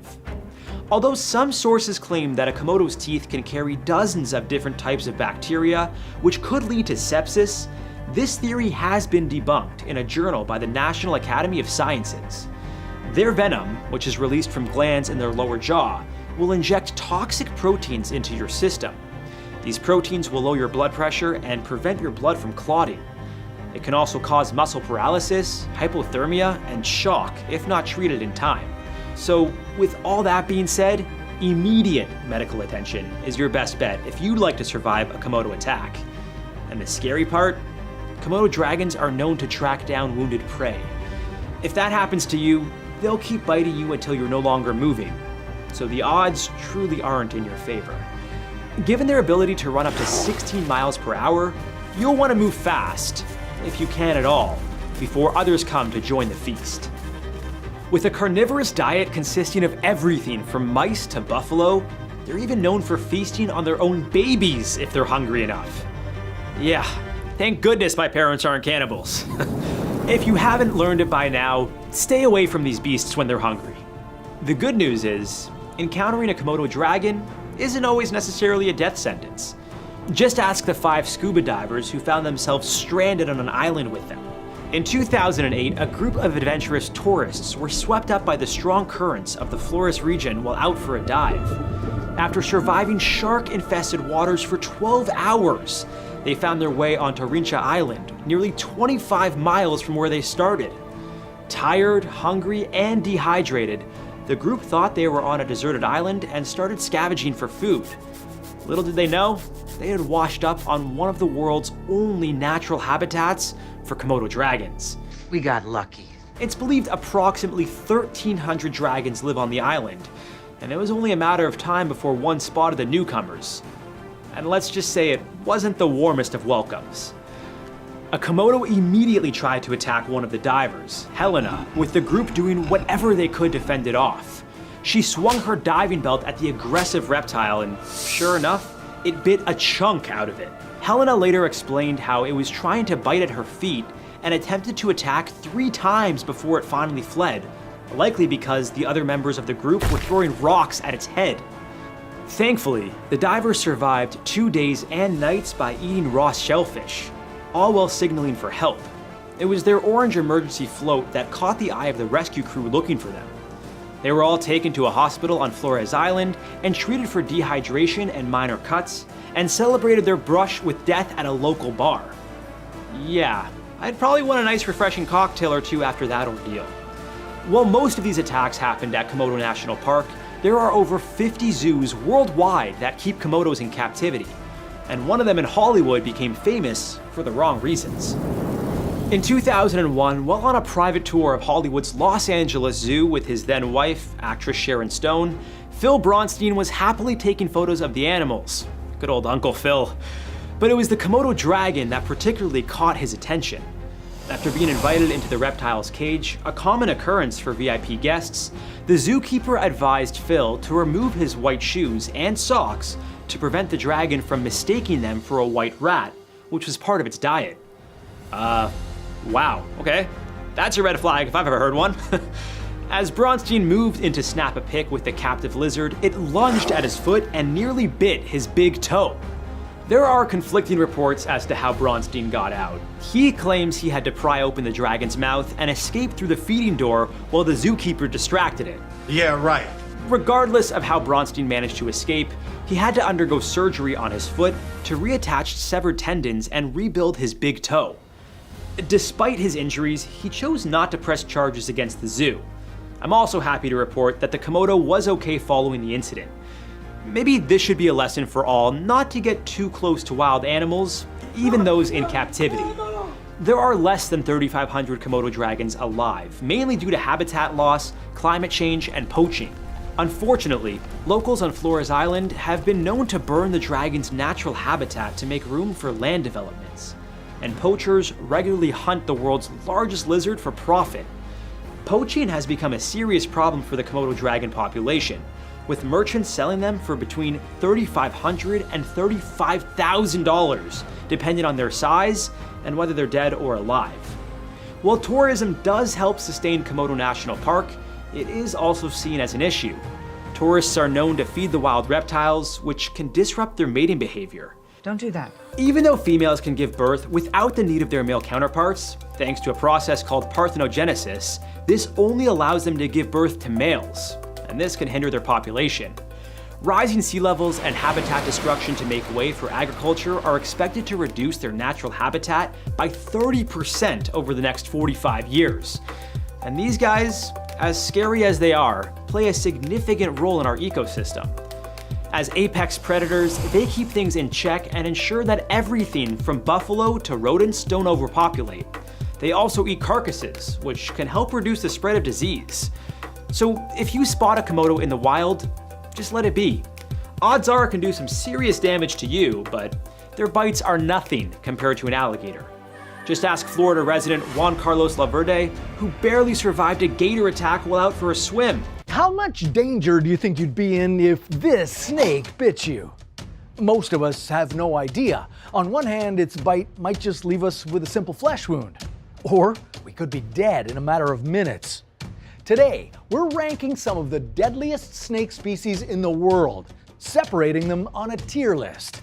Each snake will fall into one of the following categories: walk it off, ask Dr. Google, ask a real doctor, rush to the hospital, or say your prayers. Pay attention, because I don't want to be dramatic, but it could be the difference between life and death. Let's begin our ranking with the colorful coral snake, found in the forests and grasslands of the southern United States and parts of South America. The coral can reach lengths of over 1 meter, and it's painted vibrant hues of red, yellow, and black, creating a mesmerizing pattern. This one is going straight to Ask Dr. Google. You'll see why. First of all, encounters with this snake are extremely rare, as they're pretty reclusive and they prefer to flee rather than confront you. And when they do attack, corals have to chew on you to inject their venom, so their bite hardly ever results in death. Their venom can take up to 13 hours before it starts to affect you, but then it can be life-threatening. You may lose the ability to breathe. That being said, encounters with these snakes are so rare that we'll place them in a category where finding information online, combined with medical attention if needed, is the recommended approach. Okay, now we take you down under to meet one of the most dangerous snakes on the planet, the eastern brown snake. They can be found from the sun-drenched suburbs to the rural expanses of eastern Australia. The eastern brown snake grows to about 2 meters and has a slim build. It's colored a variety of earth tones ranging from light brown to almost inky black, and its small fangs will inject around 4 milligrams of venom on average. Doesn't sound like a lot, right? Well, you don't need that much to be lethal. Their venom contains powerful toxins that affect your nervous system, heart, and liver. It will also make your blood coagulate, causing strokes. So Every bite is a potential death sentence. That's why we're placing the eastern brown in our deadliest category. Say your prayers. This serpent alone is responsible for approximately 60% of snakebite deaths in Australia. A lot of those deadly bites happen when people try to kill the snakes, so if you see one, don't try to pick a fight, just keep your distance. All right, next on our list, not just a type of snake, but a group of species that spread from North to South America. Known for their chilling warning sound, rattlesnakes are as fascinating as they are feared. Some can grow to 2.5 meters. Most of them are green or light brown with diamond blotches. We're gonna put these snakes on our Ask a Real Doctor tier. While a rattlesnake's bite delivers venom that can cause severe tissue damage, swelling, and pain, it's not necessarily a death sentence. Thanks to advances in medical science, anti-venom treatments are highly effective, drastically reducing the chance of serious complications or death. The best survival tip is to stop in your tracks if you hear that distinctive rattle. This snake is not looking for a fight, it's asking for space. Slowly back away and you can both go your separate ways unharmed. All right, now we're venturing into the heart of sub-Saharan Africa to meet the Gaboon viper. Their bodies are light and dark brown with purple diamonds and stripes along their back. They can grow to a length of nearly 2 meters, and their 5-centimeter fangs are the longest of any venomous snake. And they're capable of delivering a massive dose of venom in a single bite. But this snake's gentle nature and the effectiveness of medical treatment for its bite place it firmly in the Ask a Real Doctor tier. An encounter with this elusive viper is pretty uncommon, and bites are even more rare. Most incidents occur when the snake is accidentally disturbed by humans, so make sure not to provoke it. Its venom is a potent cocktail that attacks your cells, damages your tissues, and causes swelling. Okay, next we have the garter snake, a misunderstood critter often spotted in backyards and gardens across North and Central America. The garter is small and thin, but can reach up to 1 meter in length. It has a series of stripes that run the length of its body. The stripes will vary in color, often blending in perfectly with their surroundings.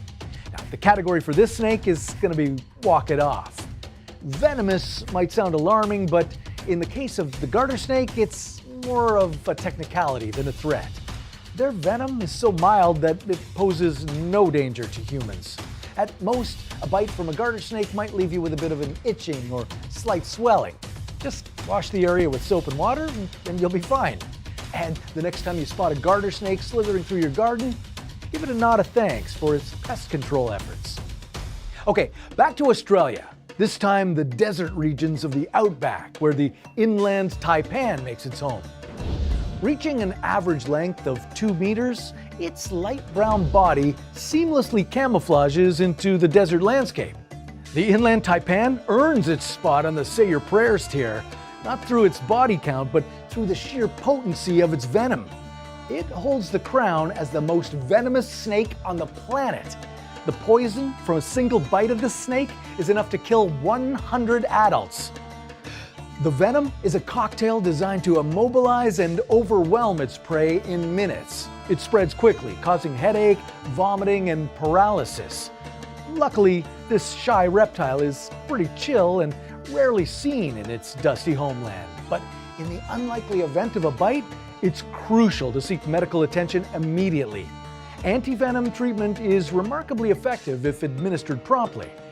Okay, the last snake on our list is a stealthy menace that lurks in the forests and farmland of South Asia, the common krait. With a slim bluish-black body ringed with white bands, this snake blends into the night and attacks silently. Some species can reach up to 2 meters, but the average length of a common krait is about 1 meter. That doesn't make it any less dangerous, and we have to place this one on the rush to the hospital tier. The venom of the common krait is a potent neurotoxin that causes muscle paralysis, leading to respiratory failure. If left untreated, 70 to 80% of krait bites result in death. The scary thing is the bite is initially painless. Some victims sleep through a bite and wake up in a critical, sometimes irreversible medical emergency. In areas where the common crate is known to roam, precaution is key. Set your sleeping area up off the ground and enclose sleeping spaces within mosquito nets to make a barrier against these nocturnal visitors. If you think you've been bitten by a crate, the absence of pain does not mean you're safe. Get medical attention immediately. Antivenom can mean the difference between life and death. Did you find the snakes on this list scary? Well, then a 1-ton Titanoboa would have you petrified. Steve the crocodile hunter Irwin spent his whole life handling some of the world's deadliest creatures. Where we take a very unfortunate spill, nearly kill both of us. And the morning of September 4th, 2006 was no exception. He and his film crew had stumbled upon a massive bull stingray, about 2.5 meters wide. Intrigued by the creature, they dove in the water and began filming. But within seconds, things took a terrifying turn. Steve approached the ray and it started swimming away. His longtime friend and cinematographer Justin Lyons followed it with his camera. When he panned back to Steve, he found him engulfed in a cloud of blood. The stingray had stabbed him in the chest. The crew knew they needed to act fast. Steve was bleeding heavily in the ocean, which meant one thing: sharks were coming.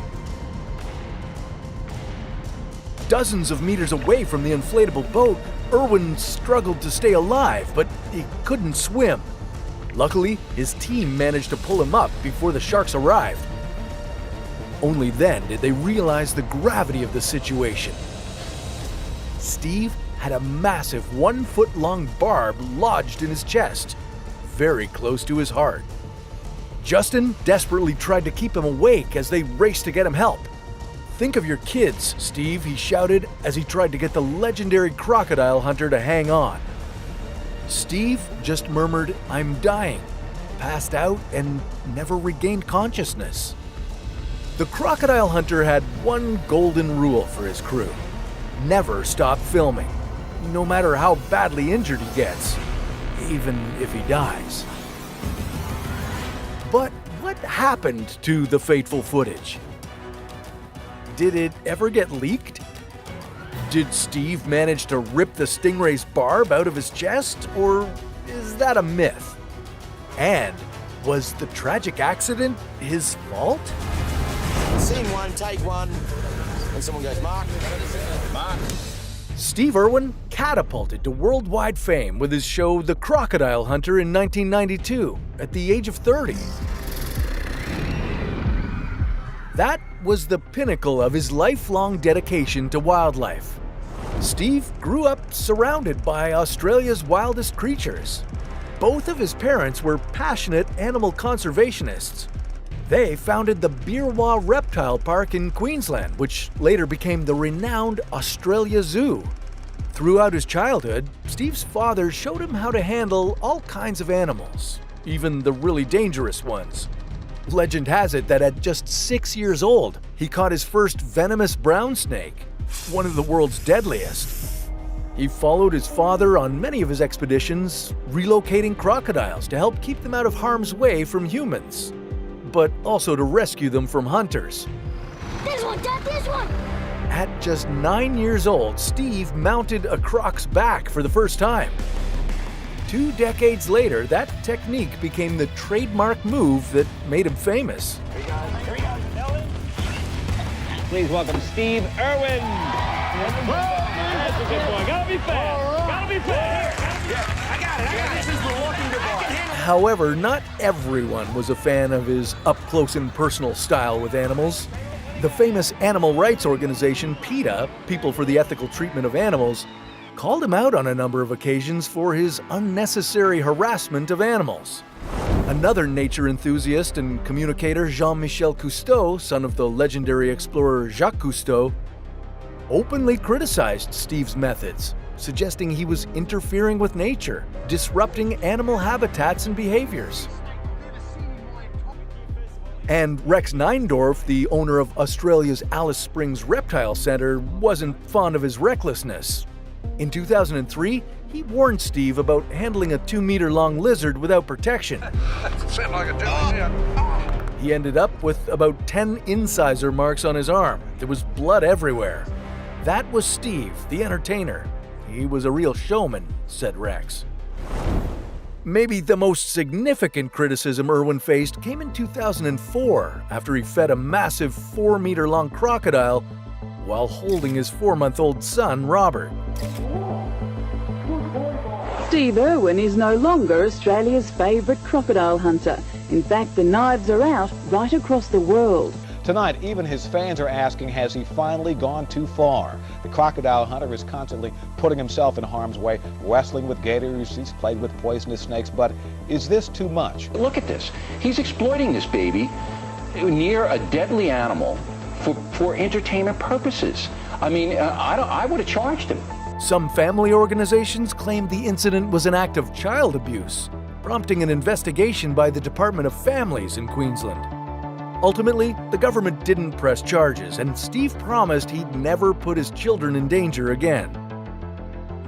But this didn't stop him from performing his thrilling stunts.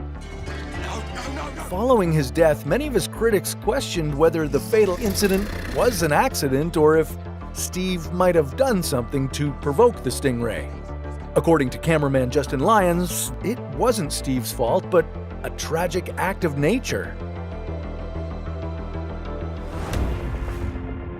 While shooting the docuseries Ocean's Deadliest in Australia's Great Barrier Reef, Steve and his crew were out searching for tiger sharks with little luck. That's when they came across the massive bull stingray.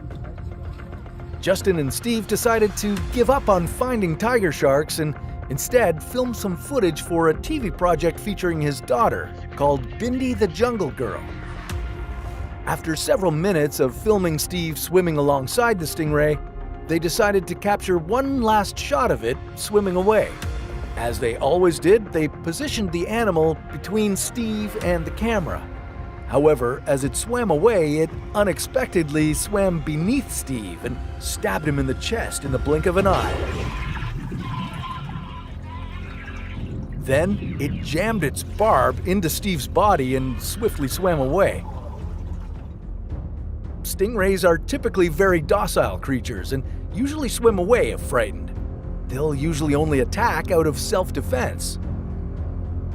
Justin Lyons believes that the angle of the sun may have cast Steve's shadow over the stingray, fooling it into thinking he was a tiger shark, one of the ray's most common predators.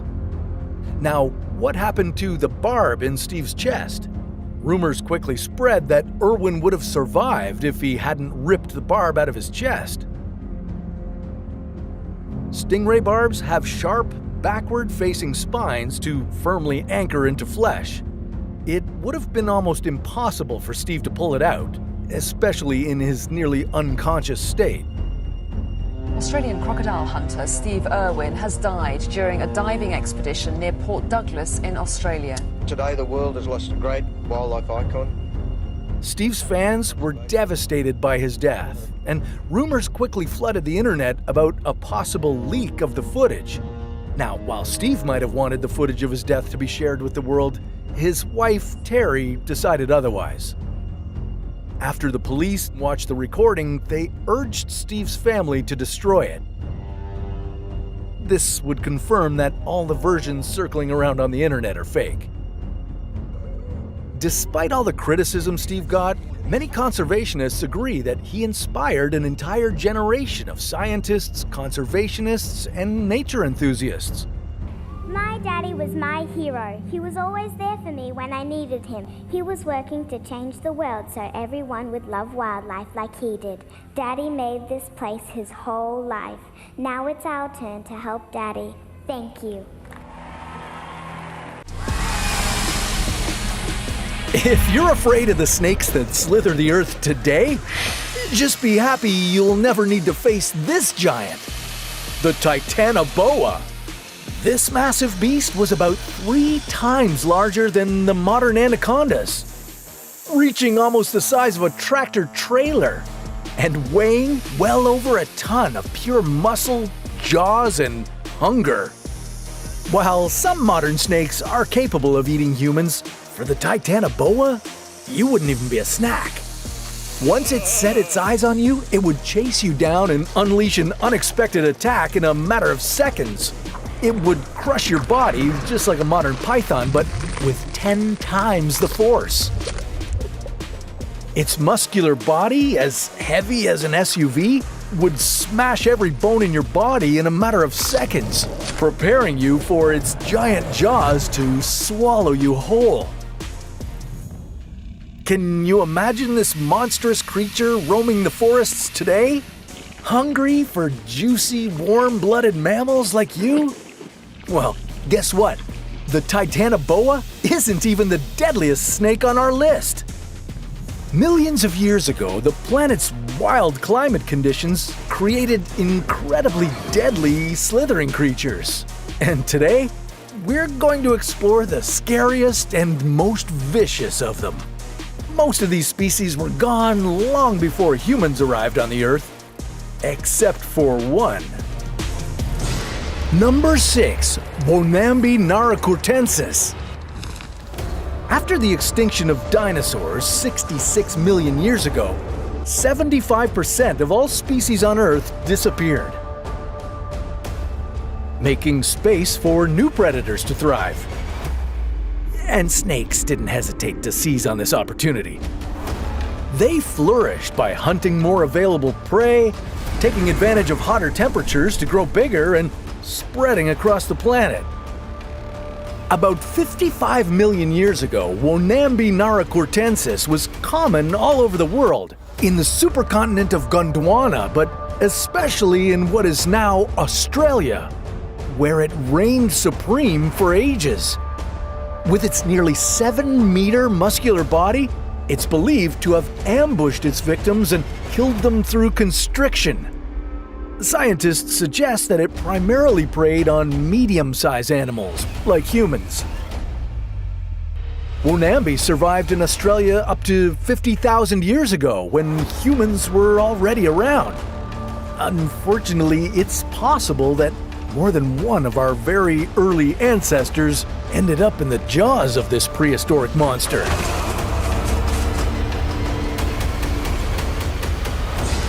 Number 5.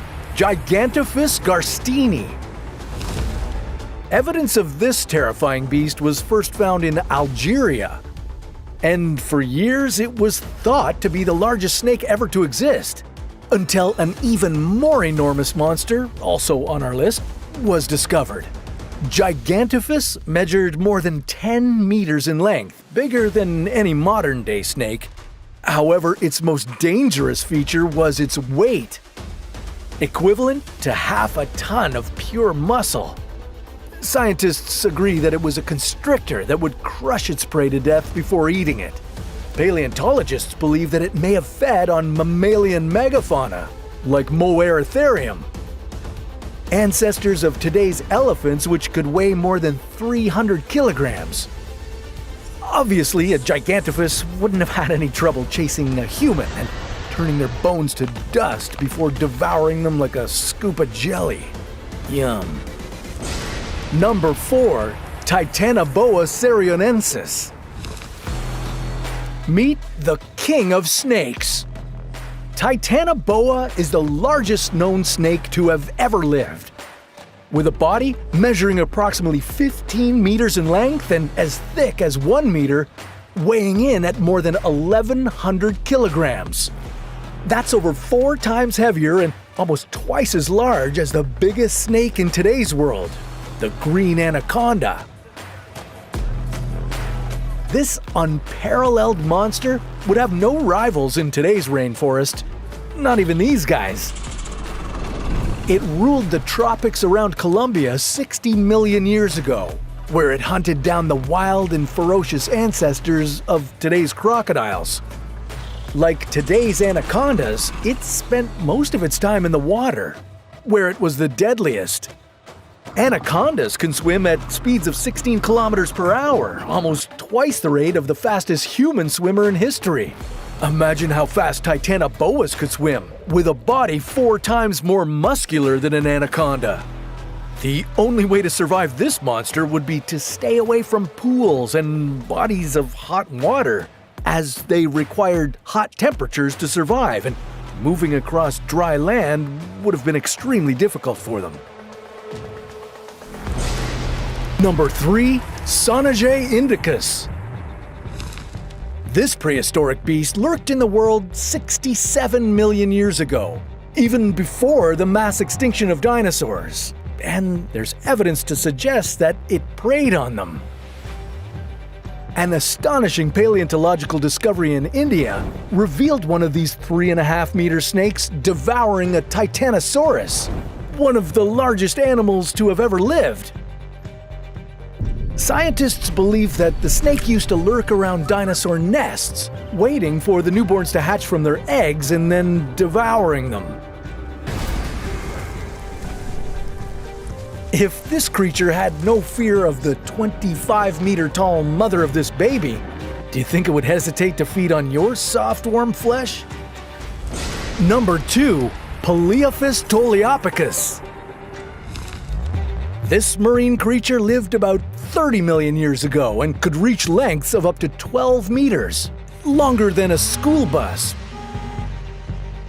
Scientists believe that this massive sea snake lived in shallow waters near the shores of North America, Europe, and Africa, and it fed on anything it could catch: fish, birds, sea mammals, and even ancient whales.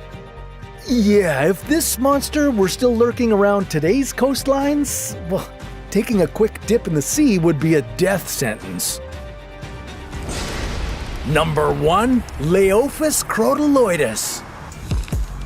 This 4-meter-long cold-blooded killer is the undisputed heavyweight champion of venomous snakes. Like a rattlesnake, Leophis was a viper that could inject deadly venom through its hollow fangs. The critical difference is that it could grow up to 4 meters in length, nearly twice the size of the largest modern rattlesnake. It was larger, stronger, and heavier, weighing up to 26 kilograms, almost 5 times heavier than the biggest venomous snakes alive today. It roamed Greece about 4 million years ago, hiding in the grass and seeking out prey. If it were to come back to life, you'd never walk in tall grass ever again. Fortunately, today's snakes aren't as giant as these prehistoric monsters, but unfortunately, they've become more cunning, finding new ways to hunt down prey, and in extreme scenarios, humans.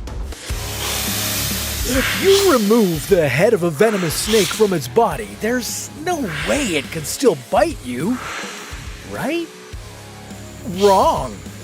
A snake's decapitated head could still latch onto you with its sharp fangs and unleash all its lethal venom into your bloodstream. I know what you're thinking. How is that physically possible? And why would the snake attack after it's dead? Well, that's what Jeremy Sutcliffe thought when this happened to him in 2018. Jeremy was cleaning his backyard when he heard his wife Jennifer screaming from the other side of the property. As he rushed to help her, he realized how serious the situation was. He heard the chilling rattle of a rattlesnake. The reptile had cornered his wife against the wall of the house and wouldn't let her escape. Jeremy grabbed a shovel in an attempt to scoop away the deadly snake, but it was impossible. The creature was becoming increasingly agitated and aggressive. Jeremy only had one option to save his wife. He raised the shovel and severed the snake's head. Jennifer went inside to calm down. Her heart was pounding as Jeremy continued cleaning outside. Things seemed to settle down, but the nightmare was far from over. A few minutes later, Jeremy decided it was time to dispose of the snake's body.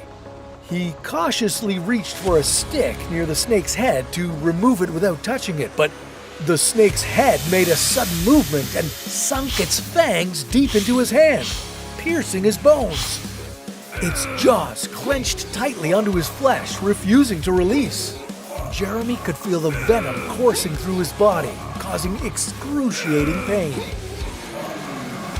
He tried to shake the snake off, but the struggle only made the venom flow through his veins faster, reducing his already slim chances of survival. How did the snake's head attack with such speed and precision? Why can a dying reptile be more dangerous than a living one? And what allowed Jeremy's wife to save his life? Let's start by explaining how a headless snake could still be a real pain in your butt, or hand in Jeremy's case. Due to a reptile's slower metabolism and the reduced need for oxygen in their brains compared to mammals, their organs can remain functional long after being severed from their heart, allowing them to make desperate efforts to stay alive and defend themselves. After Jeremy's ordeal, experts offered various explanations for the snake's reaction. Some argued that the snake might not have been aware it had lost its body, and the extreme pain from decapitation drove it into a violent state, compelling it to defend itself vigorously. In 2014, a chef in China was preparing a soup that required him to decapitate a spitting cobra. 20 minutes after removing its head, he went to discard it, but in an instant, the head bit him. The chef was overcome by the bite before receiving the antivenom. Okay, getting back to Jeremy's story. When the fangs pierced his flesh, they injected a substantial amount of venom and caused an extreme amount of pain. It felt like having his hands crushed by a massive weight. For some reason, maybe due to the snake's loss of control over its body, it refused to release its grip and continued to clamp onto his hand.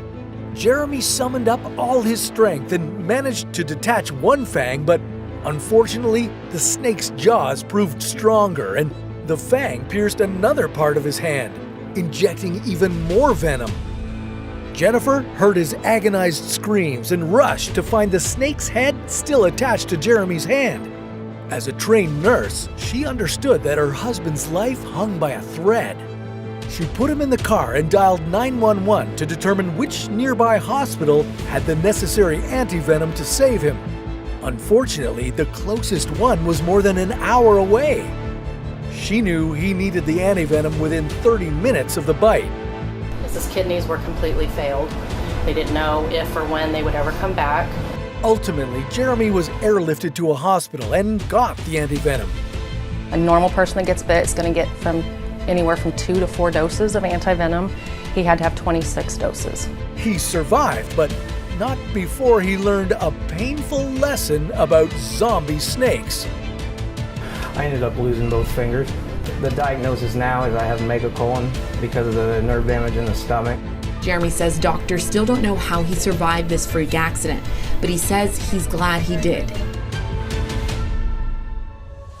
This is the Fertile snake.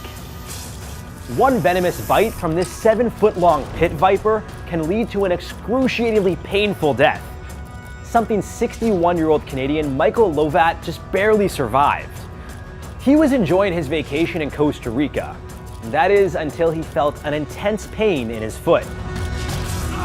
He was bleeding from his gums. He was bleeding from his eyes as well. The venom was destroying his blood and shutting down his kidneys. He was at risk of bleeding to death at any point. The Fertilance, on average, injects 105 milligrams of venom in a single bite. It takes a mere 50 milligrams of venom to kill a human. So one bite is almost a guaranteed death sentence. If they hadn't got that anti-venom to me, my kids would have been coming to a funeral. That was scary. That was real scary. Thankfully, Michael was able to make it to the hospital and get the appropriate antivenom in time, which is the only way to survive a nasty bite from one of these things. Although he was bitten in Costa Rica, these snakes can also be found in Brazil, Ecuador, Peru, Colombia, northern Argentina, and Venezuela. Parts of Central America and Mexico are also considered home to these killers. They're usually found in tropical forests, but have also been spotted in deserts and lower mountain regions. So watch your step wherever you go, as they're known to be extremely aggressive. And given their title of the most dangerous snake in Latin America, you do not want to accidentally step on one of these guys. But they aren't the only snake you'll want to avoid while you're there. With its lush jungles, mountains, rivers, and ocean coastlines, South America is one of the most biodiverse regions in the world. It's home to a wide range of animals, from giant snakes to killer frogs, bloodthirsty fish, and even ones that may shock you. Literally. All these animals have one thing in common. They can kill you within minutes. Some within seconds. We'll be counting down South America's deadliest animals. But don't worry, fellow travelers. We'll include survival tips along the way so your vacation doesn't end with you in a hospital or a casket. What type of South American frog has killed the most people? Why are some villagers afraid of giant anteaters? And can an anaconda really swallow a human? Make sure to like and subscribe so you'll be prepared to survive all that South America has to offer. This is the thing, they can be there and you just don't know it. The black caiman is considered one of 3 apex predators in the Amazon. We'll get to the others later, but for now, let's focus on the alligator's bigger sibling. Growing to more than 16 feet in length, the black caiman is known to eat fish, water birds, and the occasional mammal that gets too close to the water. This includes deer and jaguars. Of course, they've also eaten humans in rare but unfortunate cases. In fact, over 80 people have been attacked in the last 20 years, several of them being fatal. These beasts are native to the Amazon basin and live in Ecuador, Brazil, Bolivia, Peru, Guyana, Suriname, Venezuela, and Colombia. With a bite powerful enough to snap a turtle's shell, you'll want to keep your hands and feet far away from them. They're incredibly territorial, especially around their babies. And despite their massive size, like most of their prey, you probably won't even see them coming. That's because they usually hunt at night. Their dark scales make them almost impossible to spot.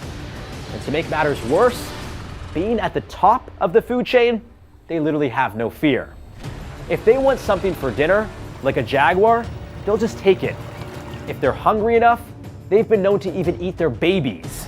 If you're attacked by one, you want to do whatever you can to remove yourself from its powerful jaws.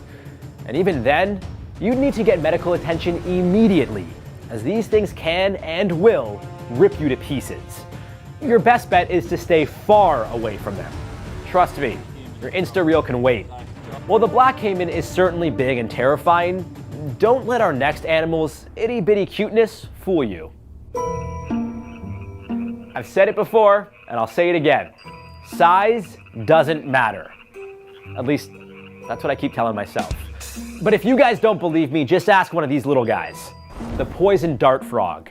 There are around 200 species of poison dart frogs, all with different vibrant colors. But it's the golden ones you'll really want to look out for. They're the most toxic, with enough potency to kill 10 to 20 adults just by touching them. To no surprise, they're the deadliest frog in South America.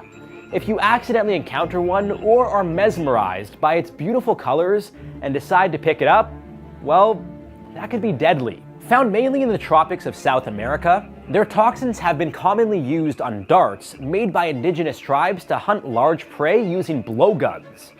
If you make direct contact with one, you'll want to wash your hands immediately and avoid touching your eyes, mouth, or nose. This will reduce your likelihood of going into cardiac arrest. Unlike snake venom, there's no way to counteract the poison, so don't even think about adding them to your exotic pet collection. Before we try to survive the next deadly animal on our list, I have to show you guys my new stylish ring, the Huntsman. It's made of tungsten carbide and polished elk antler nestled between twin ribbons of aged whiskey barrel oak. It's rugged, romantic, and ready for action, just like me. And it's from today's video sponsor, Gentle Bands. Gentle Bands has all your survival bling covered, with tons of unique rings exquisitely handcrafted from rare, sustainably sourced materials like meteorites and dinosaur fossils. There's truly something for everyone. And if you like to grab life by the horns like me, you should check out their Tough Guy collection. These rugged rings are perfect for the rugged man, embodying spirit and courage. Look, I get it, wearing a ring while working out or playing sports can sometimes get in the way. Thankfully, Gentlebands offers stylish chains, so you can always keep your ring close to you without affecting your game. They also offer cufflinks if you really want to dress to impress. And the great part is, you can even get your ring custom engraved for free. Perfect for gift giving. Want to get your hands on one?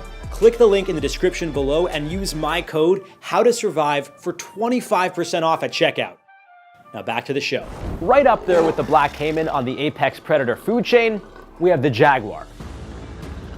Located in remote areas of South America, with the largest population residing in the Amazon rainforest, these cats are incredible hunters. With males reaching lengths of up to 6 feet and weighing up to 348 pounds. It's no surprise they're the kings of the jungle. Known for their agility paired with stalk and ambush attacks, they tend to go after capybaras, but can also quickly chow down on deer, birds, crocs, fish, and whatever else they can get their claws into. Although encounters with humans are rare, these stealthy hunters will do whatever they can to survive. Attacks usually happen when farmers try to save their livestock, or in rare cases, their pets. The best advice I could give if you encounter a jaguar would be to slowly back away. Don't run, as it may chase, seeing you as prey, and they're much faster than humans. Instead, try to keep your distance and get to safety. If one manages to pounce on you, fight back as hard as you can. Protect the back of your head at all costs. Jaguars are known for biting the skulls of their prey with enough force to puncture their brains. If you think that's shocking, just wait for our next animal. Next up, we have the most electrifying on our list, the electric eel. Sorry, I couldn't come up with anything better. My brain is zapped. Growing up to 8 feet in length, these flat-headed knifefish are often found in the murky streams of the Amazon. Their diet mainly consists of other fish, but they've been known to dine on small birds and mammals as well. While they likely wouldn't shock you dead in one go, their powerful electric attack could certainly trigger a series of events leading to an untimely death. Enough shocks from an eel can cause respiratory issues, heart failure, and drowning, even in shallow waters. With the power to deliver up to 860 volts, grazing one of these would be like touching an electric fence. This initial jolt isn't usually deadly, but it's absolutely painful enough to fend off most predators. Although they're usually found in the water, they come up for air regularly, where they get 80% of their oxygen intake. So be careful dipping your toes in the water on your next jungle cruise. Like the eel, our next animal is also a picky eater. That weird long-nosed thing is the giant anteater. They usually avoid humans and will only attack if they feel threatened. Growing up to 8 feet long, from snout to tail, they're usually found in wetlands and tropical forests. Their diet consists of ants and termites, which they dig out using their long, knife-like claws. And those sharp claws have been responsible for killing humans. In 2012, a 47-year-old hunter was mauled to death by a giant anteater while trying to protect his dogs. Sadly, their sharp claws punctured his major arteries, and he couldn't be saved in time. With poor vision and lousy hearing, giant anteaters can get startled fairly easily, which can lead to a defensive attack. This, on top of a superstitious belief that they bring bad luck, is enough reason for many to avoid them. If you are attacked by one, seek medical attention immediately. It could be a race against the clock before you bleed out. And don't go crossing the river either while you're bleeding, or you might have several hundred little problems to deal with. Now, if you're a fan of the water like me, you may want to think twice before diving into the fresh waters of South America. This is the piranha. Maybe they won't attack you quite like they do in movies, but you still wouldn't want to get bitten by one. Or several. Commonly found in rivers and floodplains across South America, piranhas have been known to eat human flesh. Just when they thought it was safe to go into the water, came an attack from an unusual source. A group of carnivorous fish started biting the bathers. In 2013, they attacked numerous swimmers in Argentina. One health official said there were some people that the fish literally had torn bits of flesh from. While more than 70 beachgoers were attacked, incidences like these are quite rare.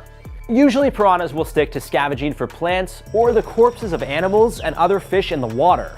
But when there's not enough food and desperation kicks in, their will to survive often takes over, which is why humans occasionally fall victim to their bites. The odds of being bitten to death by piranhas are relatively low, as most deaths are usually due to drowning. That's when the piranhas tend to jump in for a feast. In 2022, piranhas in Paraguay were responsible for the death of 4 people and injured 20 others. Your best bet is to familiarize yourself with piranha territory and avoid going there in the dry season. This is when their food supply is scarce, as water levels fall dramatically. And if you really want to steer clear of them, go for a night swim instead. Actually, well, the piranhas might be sleeping, but the caimans and jaguars will be wide awake. So, yeah, don't even bother. If a piranha ever bites you, get out of the water as fast as you can and seek medical attention to ensure you can stop the bleeding. And maybe don't go in the water with open wounds or, I don't know, carrying a raw steak in your pocket. Trust me, you'll regret it. Much like piranhas, our next animal is small, but just as deadly as any other on our list. We can't talk about South America without mentioning their deadliest spider. Believe it or not, these little killers can spice things up in the bedroom. Usually found in the forests of Costa Rica, Colombia, Peru, Brazil, and Paraguay, these spiders contain enough venom to kill a human within an hour of being bitten. Symptoms of the toxin include extreme pain, swelling, paralysis, heart attacks, and painful erections lasting up to 4 hours. Wow. But don't get me wrong, there are plenty of things that excite me, including the #1 animal on our list. Meet the green anaconda. Weighing up to 550 pounds and reaching 30 feet in length. It's no surprise these giants are up there with the black caiman and jaguar as apex predators. Found in swamps, marshes, and the tropical rainforests of the Amazon, the green anaconda is at home in the water or on land, making it one of the most threatening. They will eat everything and anything, including deer, birds, turtles, caimans, jaguars, and in some cases, humans. Although they don't normally feast on us, I would avoid getting close if you're ever in a situation where you see an anaconda. They can undoubtedly swallow you whole thanks to their jaws being held together by stretchy ligaments. To test this theory, conservationist and filmmaker Paul Rosalie decided to create a carbon fiber suit, cover it in pig blood, and get eaten alive by an anaconda. The last thing I remember is seeing the snake's mouth open straight at my face. Everything went black, and then I just felt, it was like being caught in a wave. It was just wrapped up, and just you feel that crush. And I just, for over an hour I was being constricted. Thankfully, he was able to make it out of that situation alive. But the odds wouldn't be in your favor if you didn't have a carbon fiber suit and someone monitoring your heart rate.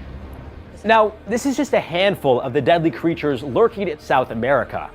We didn't even mention the bull shark, the kissing bug, or the monkey-hunting harpy eagle.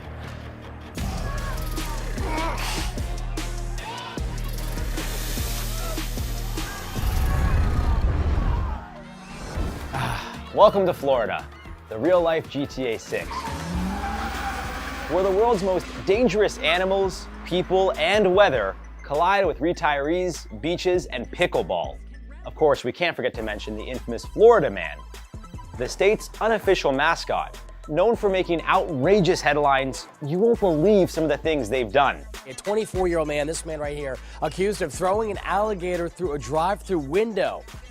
Top that off with hurricanes, flash floods, and deadly heat waves, and we need a survival guide.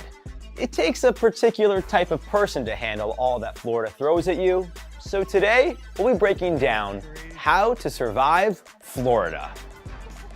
Which Florida animal can kill you with just one bite? What's the craziest Florida man headline? And which Florida storm cost $113 billion in damages? Before we soak up Florida's sunny and scary lands, make sure to like and subscribe for more survival videos. With a population of over 22 million, hundreds of miles of beaches, and a nightlife known for its glitz and glamour, Florida is the place for anyone who likes to have a good time. And for families, Disney World is the happiest place on earth. Ask any Super Bowl winning quarterback. I'm going to Disney World.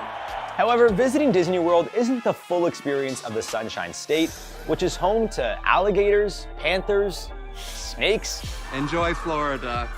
In South Florida, Everglades National Park covers 1.5 million acres of wetlands.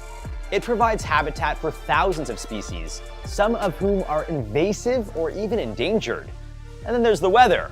For 6 months of the year, Florida has their hurricane season, which destroys homes and kills hundreds year after year. And as if the storms weren't bad enough, crime runs rampant here too. There's a reason why it's called Vice City. Say hello to my little friend. Florida is a pretty multicultural state, ranking 7th across the entire United States. There's a mix of white, Latino, African American, Asian, Jewish, Native American, and more. This diversity brings with it all types of cuisine, art, and ways of life to Florida. However, as with any large population, there's bound to be some crime, although some is an understatement.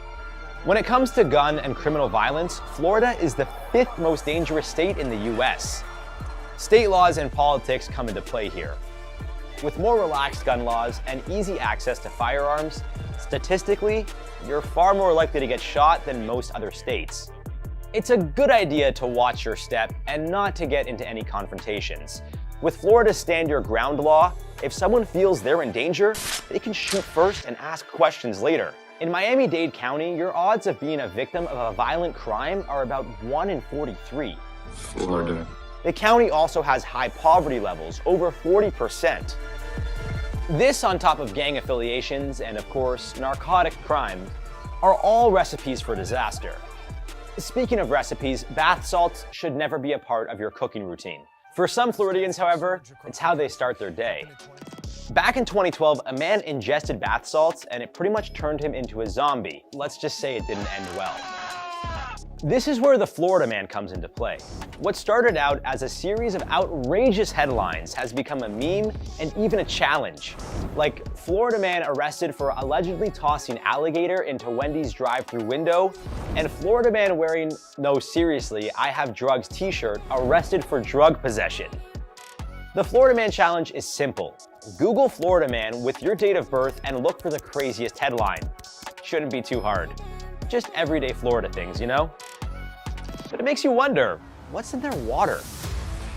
Alligators, sharks, crocodiles, and Burmese pythons?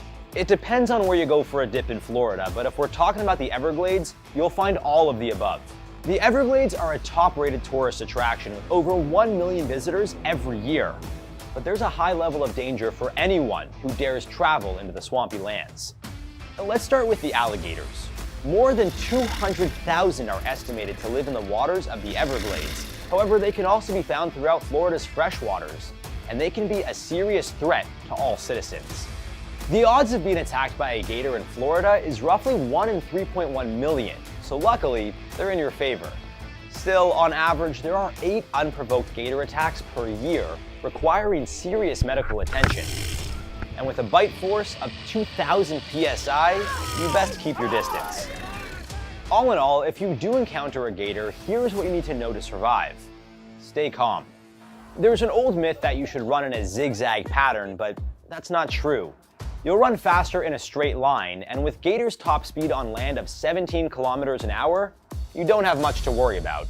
Now, if you're in the water, you'll want to try and submerge yourself quietly so as not to alert them. Then, quickly swim to shore and get as far away as possible. But gators aren't your only aquatic concern. Sharks call the Everglades home too. They're also found just off the coast and in deeper waters. Tiger, hammerhead, and most commonly sandbar sharks are found in Florida waters. However, bull sharks, known for being one of the most aggressive in the state, are also lurking around. These guys can weigh over 680 kilograms and reach lengths of more than 4 meters. Last year, the US was responsible for 36 of the 69 reported shark attacks worldwide. Of those 36 attacks, Florida led the country with 16. Unsurprisingly, you want to avoid a shark attack at all costs. To do this, if you think the shark is going to pass you by, make yourself small. But if a shark has its sights set on you, make yourself as big as possible. It may back off. You could punch it in the nose if you're attacked, but if you miss and hit its teeth, well, that's no good. Instead, you want to aim for the gills. This is a shark's most sensitive spot, and it'll cause it to think twice about attacking or may result in it retreating. Now, believe it or not, sharks and gators may not be your biggest concern in the waters of Florida. The box jellyfish, although small, can be incredibly deadly. Measuring up to 30 centimeters in diameter, some can be as tiny as just a few centimeters. But their tentacles can reach up to 3 meters, and one sting from these guys can cause significant pain, paralysis, and in some cases, death. Box jellyfish aren't even native to Florida. They somehow found their way here from Australia and have been thriving. If you're stung by one, you need to get medical attention immediately. Their venom can quickly cause severe damage. The sooner you're treated, the better your chance of survival. Speaking of invasive species, you may find one of these guys slithering through the Everglades. This is the Burmese python. And although they're native to Southeast Asia, they're causing severe problems in Florida. It's believed they were initially imported in the 90s and were bred as pets. However, powerful hurricanes may have displaced some of the world's largest snakes, and now they're taking over. They're not venomous, but they are huge, reaching lengths of about 3 meters, and in rare cases, over 5.5 meters. Using their long, powerful bodies, they wrap themselves around their prey and suffocate them. With a main focus on smaller mammals such as raccoons, bobcats, and rabbits, if the opportunity strikes, so will the Burmese python. They've even been seen eating alligators whole. Wow, nature is metal. Like most things in Florida swamps, Burmese pythons can certainly kill you. But you can rest easy knowing there haven't been any recorded deaths from wild Burmese pythons. Captive ones? Well, that's a different story. And surprisingly, they aren't the snake you should fear most. Well, statistically speaking. She thought she got whacked by a tree branch on the back end, and she turned around, saw the snake, said, "Oh crap, I just got bit," and knew to call 911 immediately. The eastern diamond-backed rattlesnake is one of the state's most dangerous. But the good news is they're not aggressive and only attack when they feel threatened. Bad news, just a single bite can lead to an excruciating death. Ugh, I hate snakes. Doctors administered 58 vials of anti-venom, telling the family it's the most they've ever done for a snake bite. In Florida alone, there are about 300 venomous snake bites per year. Thankfully, 99% aren't fatal, thanks to modern medicine. After watching all this, you might be wondering, who would want to live among these deadly creatures? Ice hockey fans, that's who. That extra little stick handle. The Florida Panthers are a killer team, but they're also a deadly predator on the endangered species list. Seeing a panther in the wild is rare. It's believed there are only 100 to 120 remaining. Unfortunately, due to habitat loss, thanks to the state building more developments and highways, they're almost extinct. Although they don't pose much of a threat to humans, they are curious creatures and have a tendency to sometimes sit and watch someone until they get bored. All of a sudden, I just get this intense feeling that something is staring at me. So really quick, I just look over and there he is, just staring me out. We need to remember that these are wild animals, and they can and will attack under the right circumstances. To avoid being attacked, give the panther space. Don't make it feel trapped. You'll also want to appear big and menacing. Wave your arms, stand on a rock, even throw things at it. But do not run. This could lead to a chase, which wouldn't end well for you. If the panther does attack, fight back. Since they don't see humans as prey and feel threatened by us, they likely won't stick around long for a fight. Bears are a different story. And yes, they have bears in Florida. The Florida black bear is the only bear found in the state, and it seems that its most common encounters involve dogs. Since 2006, the Florida Fish and Wildlife Conservation Commission has reported a total of 39 violent incidences with bears. Of those, 25 involve dogs. Just like with the panther, habitat loss has negatively affected Florida's bear population and is likely the leading cause of increased interactions with humans. Weighing in up to 204 kilograms and with the ability to run up to 56 kilometers an hour, these guys can be scary. A wild bear attack caught on camera here. This Daytona Beach homeowner fighting off a black bear who went after his dogs. But dogs aren't the only ones being attacked. Sometimes the territorial animals will go full WrestleMania right in your own backyard. Imagine waking up in the middle of the night to that. Florida, am I right? Black bears are known to do a bluff charge, and it's exactly what it sounds like, a test. If you show them you're not scared, they'll likely go on their way. Some other survival tips include talking to the bear and making yourself as tall as possible. If the bear isn't backing down and decides to come at you, fight back. Use rocks, sticks, and even your bare hands. Little joke there for you. But seriously, only do this if they're attacking you. Otherwise, standing your ground will likely intimidate them enough to avoid you. Size doesn't always matter though. I mean, it depends on who you ask. But when it comes to animals, you've got to look out for the little guys. Brown recluse spiders, South black widows, fire ants, kissing bugs, and mosquitoes all share one thing. They're small but deadly. A brown recluse spider is believed to have killed a Polk County man. The spider bit him last summer, but he thought the bite would heal on its own. Instead, it landed him in the hospital for months at a time with uncontrollable pain. Not native to Florida, the brown recluse spider has some of the deadliest venom in the state.